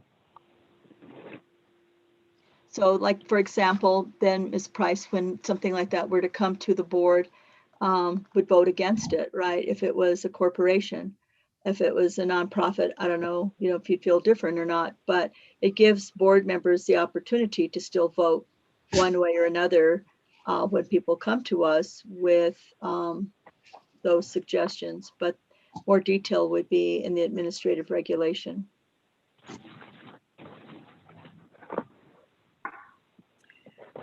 Madam President? Yes, Dr. Gonzalez. Yeah, I'm familiar with this happening at higher ed. I've not been involved with this kind of thing in a K-12 environment, but it seems to me like it does make some sense, especially for like a gym or something like that. Not necessarily a school, but parts of buildings. But it is happening in K-12. We just haven't done it to that degree. I mean, to a lesser degree, it's happening already. You've got, all you got to do is go to the gyms and see the banners, right, for Coca-Cola or other companies, right?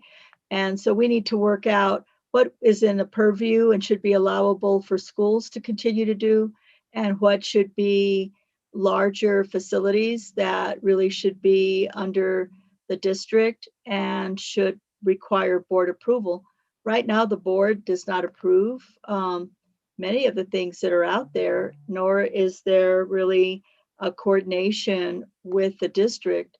And so we felt like we really just need to take this, the opportunity did present itself, and we need to take an opportunity to clarify the policy and then work on the AR. But the board has final approval.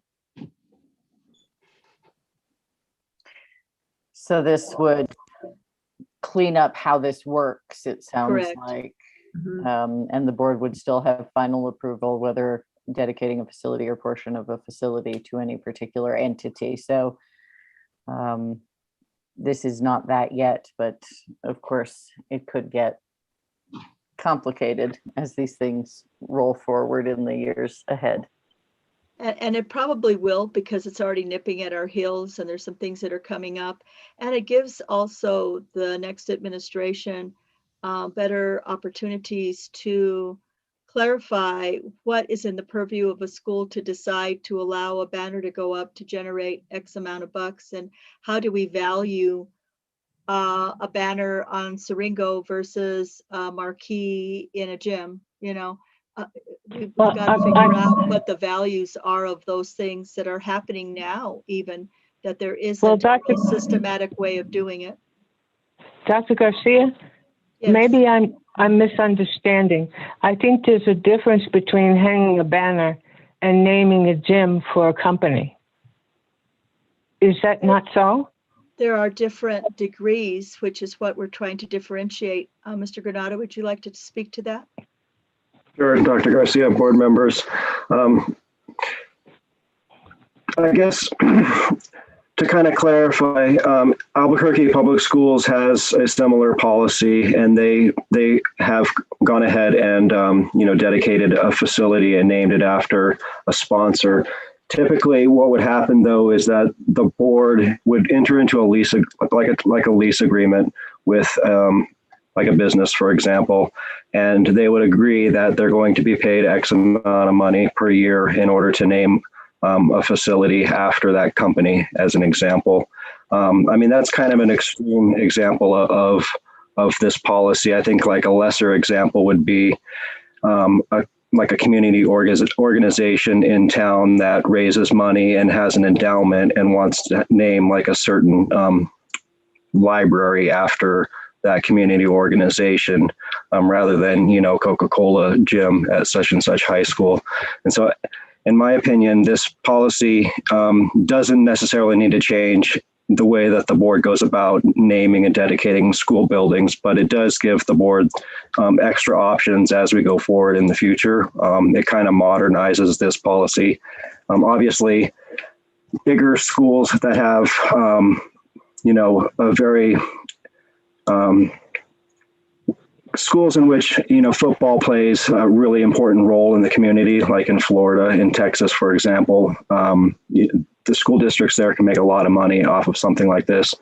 Obviously, Santa Fe is very different, but in my opinion, this will give the board just some additional opportunities to raise money.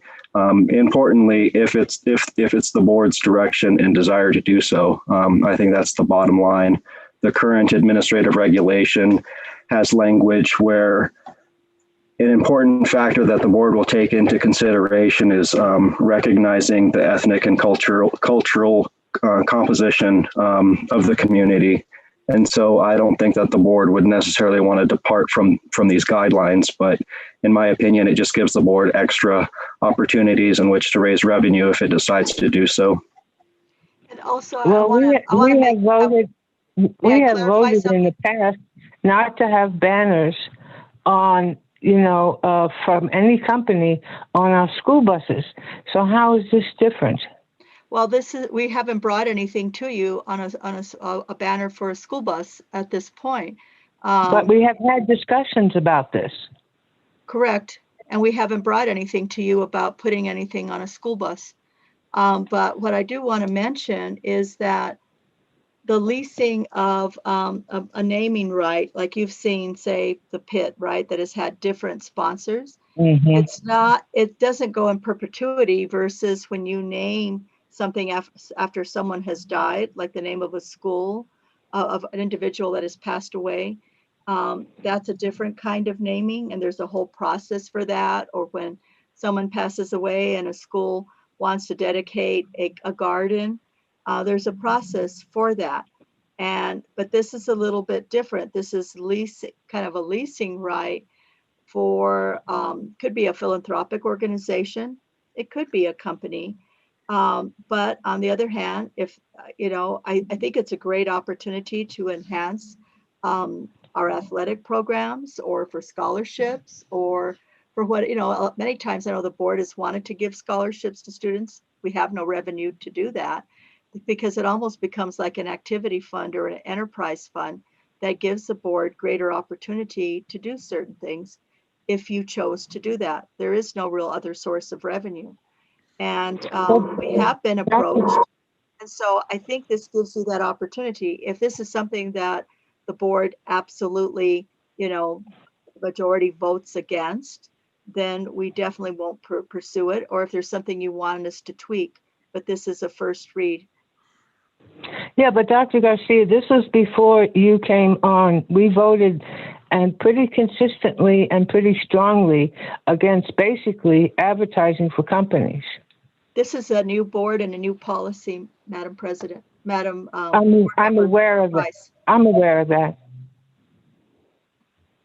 But you seem to think that that the board has never discussed this. We have. I'm not saying that.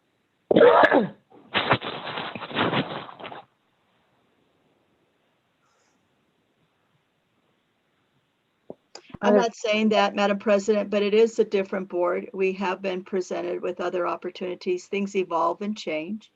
And, we feel like also the renaming of this or the changing of it is that it's renaming and dedication. They are two different processes.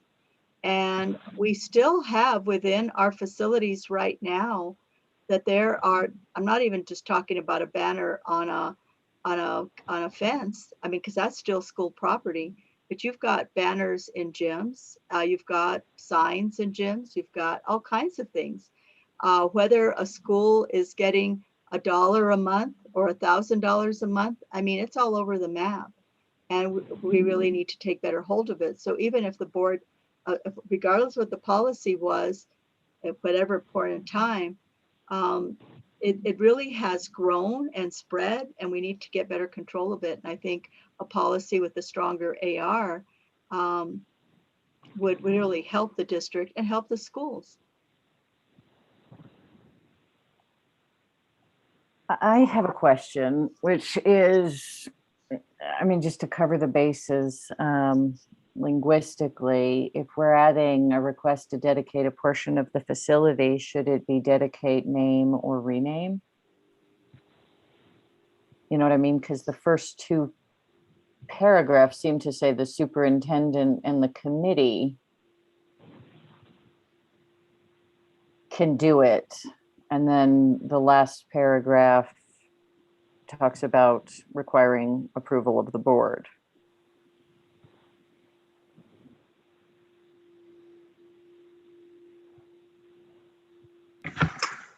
Madam President, members of the board.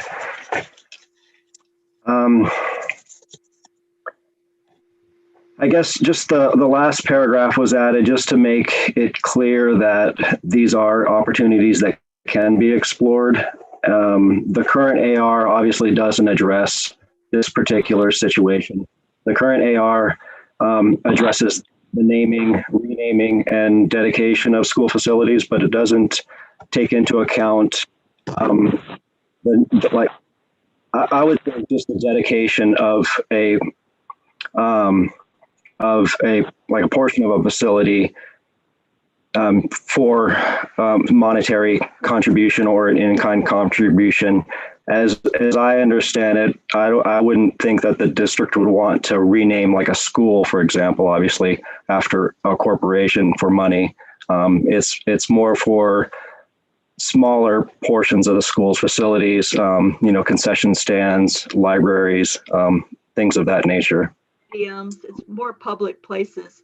It's almost doubtful that it would ever even be an interior library. I think it's more visible to the general public, but it could be a library, I guess.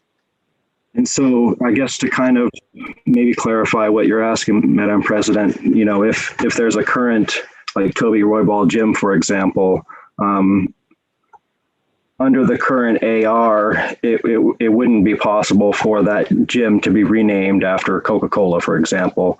And I don't think that that's contemplated by this policy. I think we would want to respect all of the names that are already given to current facilities and gyms, et cetera. And if that were to be the case, then there would obviously need to be a lot of community involvement if we're going to change the name of an institution such as Toby Roybal Gym that everybody knows in Santa Fe. I think this is kind of a forward-looking policy. So if there's a library at a school that doesn't have a name, for example, and the board wanted to go ahead and allow for the accepting of a donation to name that library after a business or an entity, then the board could go ahead and do that. Well, just to push the point a little bit, just look at the controversy around Larragoite School,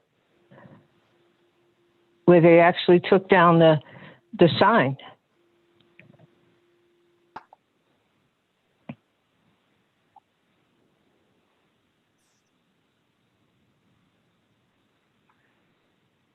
So this is a first reading, as Dr. Garcia said, and I'm, wondering sort of what the pleasure of the board. It seems like the policy, and I acknowledge I might be getting tired.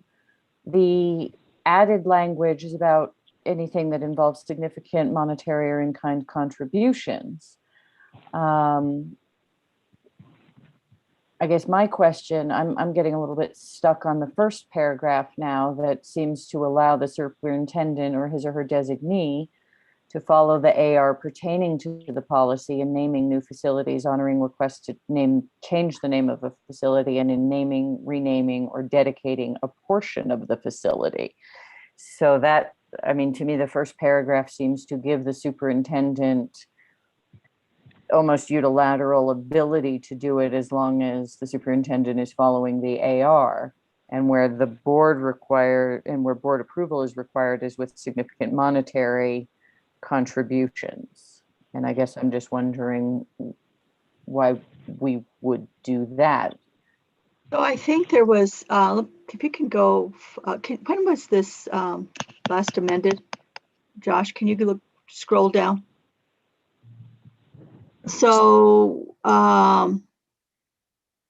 in 2007, we redid this, and I remember it was around naming of a gym, perhaps where someone had passed away, this had come up. And the board, I think at that time, felt like they didn't want to be having to deal with the particulars of all of that, and gave that to the superintendent. And we came up with a committee and a process. If we're going to name something after someone who has passed, and we've had those requests, and the board did not want to deal with that. And I think that's when that language was amended, if my memory serves me right. I don't know if it rings a bell with anyone on the board that was on the board in 07, but We I think it renamed had to do, Tasuke remember when we were Gym dealing later with this than with that. Tasuke? Do you remember Yeah. that? Yeah. Okay. And so I think the board then gave that to the superintendent to come up with a process and a criteria and how all of that would be done. Now, this new thing that came up is different. It's more either for a nonprofit entity or for-profit entity that might approach the district about naming. And we felt like, okay, if we're taking money for it and it's somewhat high profile, that the board might want to vote on that versus a superintendent just saying yes. And that's the distinction. Yeah, so it is when there's money, as it says, or in kind, that is the distinction there. Okay, other questions, thoughts, motions?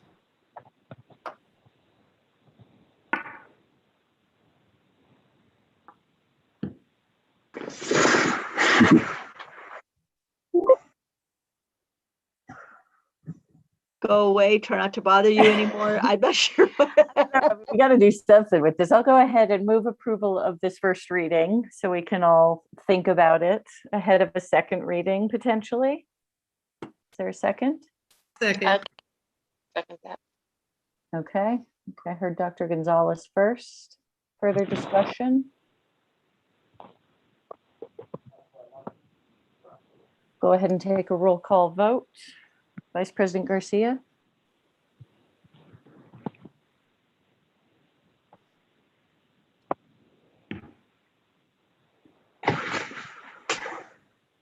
Vice President Garcia? You there? Is he gone? I can't see him anymore. Secretary Bozay? Yes. Dr. Gonzalez? Yes. Board Member Price? No. Vice President Garcia? I'm okay bringing it. I'm okay bringing this. This is the first reading, correct? This is the first reading. So yes, I'll bring it forward. But one thing that I would say, let's play it up. So we're going to name the Rudy Garcia baseball field, whatever, in 30 years when I die, whatever else. Hopefully not. But yet, if you have Coca-Cola, Dr. Pepper that want to come and put $1 million into the stadium and build a stadium, and I just dealt with this with the county commission, and so I was thinking ahead. So if you have Dr. Pepper, my friend Tony, I would love to get Coca-Cola to come and build a stadium here in Outfield Village, and so they wanted to. They got it. So I understand the whole naming, but somebody has passed away, somebody hasn't passed away, and what's happening. So, if you have Dr. Pepper that wants to come and build a $2 million stadium for hang on, kids, Rudy. whoever. Sorry. I'm sorry, can I have your vote? We've. Yes, bring it forward. So yes, is your vote? Yes. Thank you. And the president votes yes. Now, Vice President Garcia, would you like to finish your thought? I just really wanted to get through that vote, please. I'll say 4 yeses and 1 no from Board Member Price on that vote. I'll save my thoughts for the next meeting. Thank you, Madam President.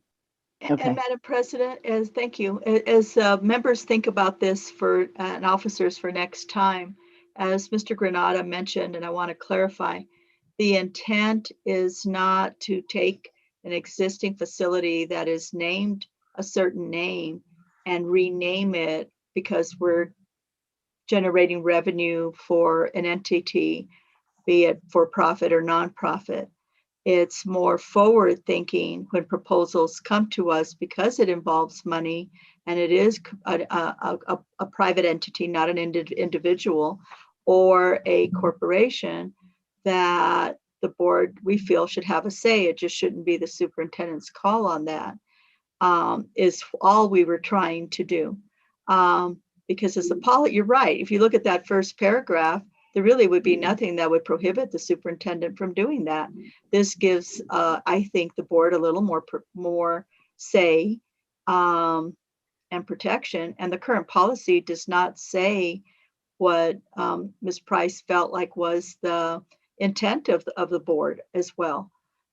So I think this just put a little more teeth and a little more say for the board in those circumstances. If we need to clarify that this is not going to take the place of renaming something that already has the name of an individual in exchange for now a big corporation that came in with money, we can clarify that if that is something the board would like us to look at, any kind of language change, or you could talk to us about it in the interim before we bring it back for the second read. I would encourage board members to do that. I think, we all should read this carefully and think about it and maybe talk it through with Dr. Garcia. That would be great. I'd be happy to talk to any of you. Thank you. Okay.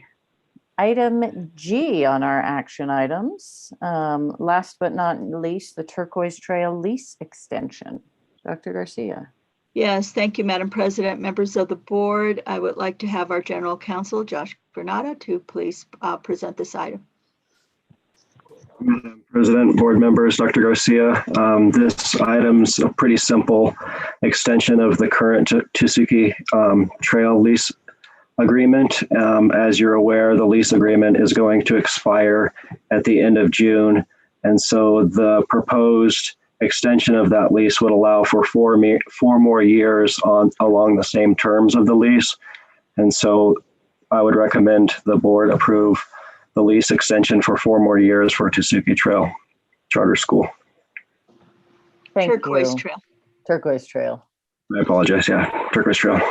And as we heard, this also lines up then with our facility master planning process and bonding process better as we have this 4-year cycle. Correct. Any questions, comments from the board? Madam President. Yes. So we talked about it. We talked to us at the last meeting, and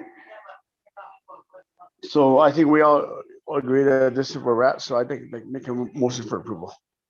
Thank you, Vice President Garcia. There are seconds. I'll second. Thank you, Dr. Gonzalez. Any further discussion?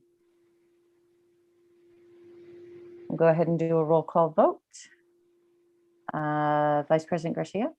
Yes, ma'am. Secretary Bose? Yes. Dr. Gonzalez?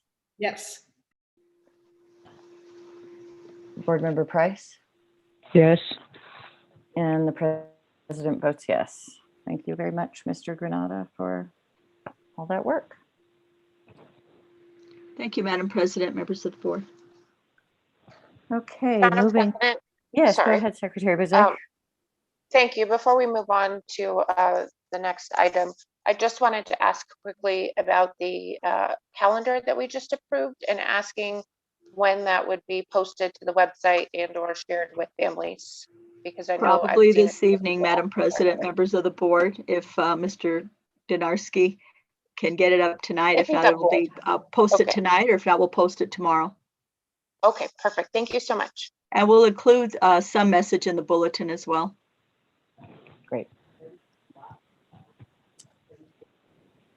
Okay, on board discussion and possible action. I have something that I would love to request, and if other board members are interested, we could have maybe a short presentation in the future. And if not, I can ask Dr. Garcia individually. But ultimately, I'm wondering about some specifics about our enrollment declines. If we know where and who we've lost in our enrollment declines. Madam President, we do have that information. I can either provide that to you, or if we can present it at a board meeting. Madam President, I'm okay. I we're back on that stuff because that's kind of my district, all that stuff there. But yes, I have your yes. Can we get a presentation, please? Thank You're you. interested as well. Okay. I would like to see that too. Definitely. That sounds like more than 3. Yes. So perhaps if we could have a brief presentation on that information at a future meeting. Dr. Garcia, thank you. Anything else on board discussion and possible action? Okay, well, that was a lot of action tonight. We'll move to our final item, which is advanced planning. Dr. Garcia. Yes. Really quick, sorry. I'm just proud for our superintendent, our new ones, that we're gonna have the graduation.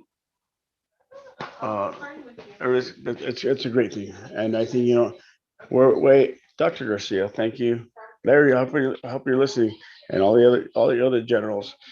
I hope you're listening because we're doing a great job.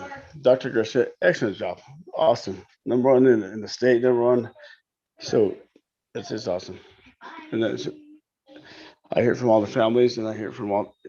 Dr. Garcia, thank you for what you do. Appreciate that. Thank you. That's all. Have a great team. Thank you very much.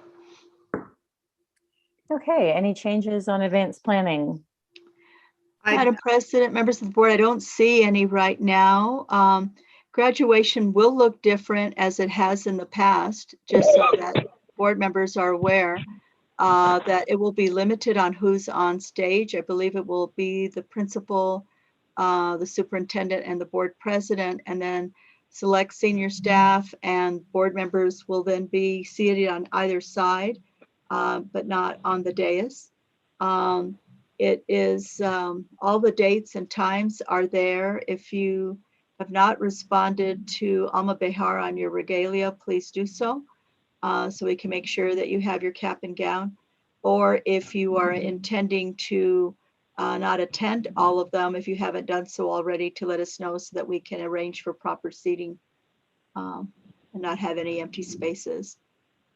Madam President, members of the board, Dr. Garcia, we are going to California on the 26th. My brother-in-law passed away a year ago, right before the right at the time of the pandemic. So they're having a memorial service for him on the 27th, and we're leaving the 26th. So I'm not going to be attending, and I'm really disappointed that I'm not going to be able to attend any of them, but I will be out of town. We would definitely share your regrets. Okay, thank you. I would love if I could get information on the timing for these, because I need to do the Get calendar. information on what? The times Oh, for each of the graduations, just yes, and because it's not, I don't know why it's not on there. We will definitely put it on for the study session, but Ruth is taking notes and we will get that sent to you. Yeah, I don't know why the times aren't on there. Yes, we will get that to you. Thank you. We'll get that to you tomorrow. That'd be great for the calendar purposes. Yes. Appreciate it. And I'm pretty sure we're not starting at 3:30 next week for the special meeting. Oh, yes. Thank you for catching that. We are starting with the study session at 4 o'clock, and then we will be breaking. The special meeting is actually, Josh Granada, it's 5:15, correct? That's correct, Dr. Garcia. Yes, so that needs to be changed to 5:15. And we will, if we're not done with the study session, we will recess, do that special meeting, and then go back to the study session if we need to. Thank you for catching that. I'm sorry. So for board members, the headline is next week we will begin at 4 p.m. And Yeah, that's the then most we important will, piece. that's the most important piece. We will begin at 4 p.m. and then we will jigger things around as needed because we had to put in whatever it was we passed, the proclamation or resolution, the time of the special meeting for the educational technology note, which was listed as 5:15. So we have to do that. If we move through our finance subcommittee and are finished, great. If not, we will adjourn, do the special meeting and come back to the study session. Correct. Any other questions on advanced planning? Okay, we'll be back together again next week at 4 p.m. Thank you all very much for the great work tonight. We are adjourned. Thank you, everyone. Good night.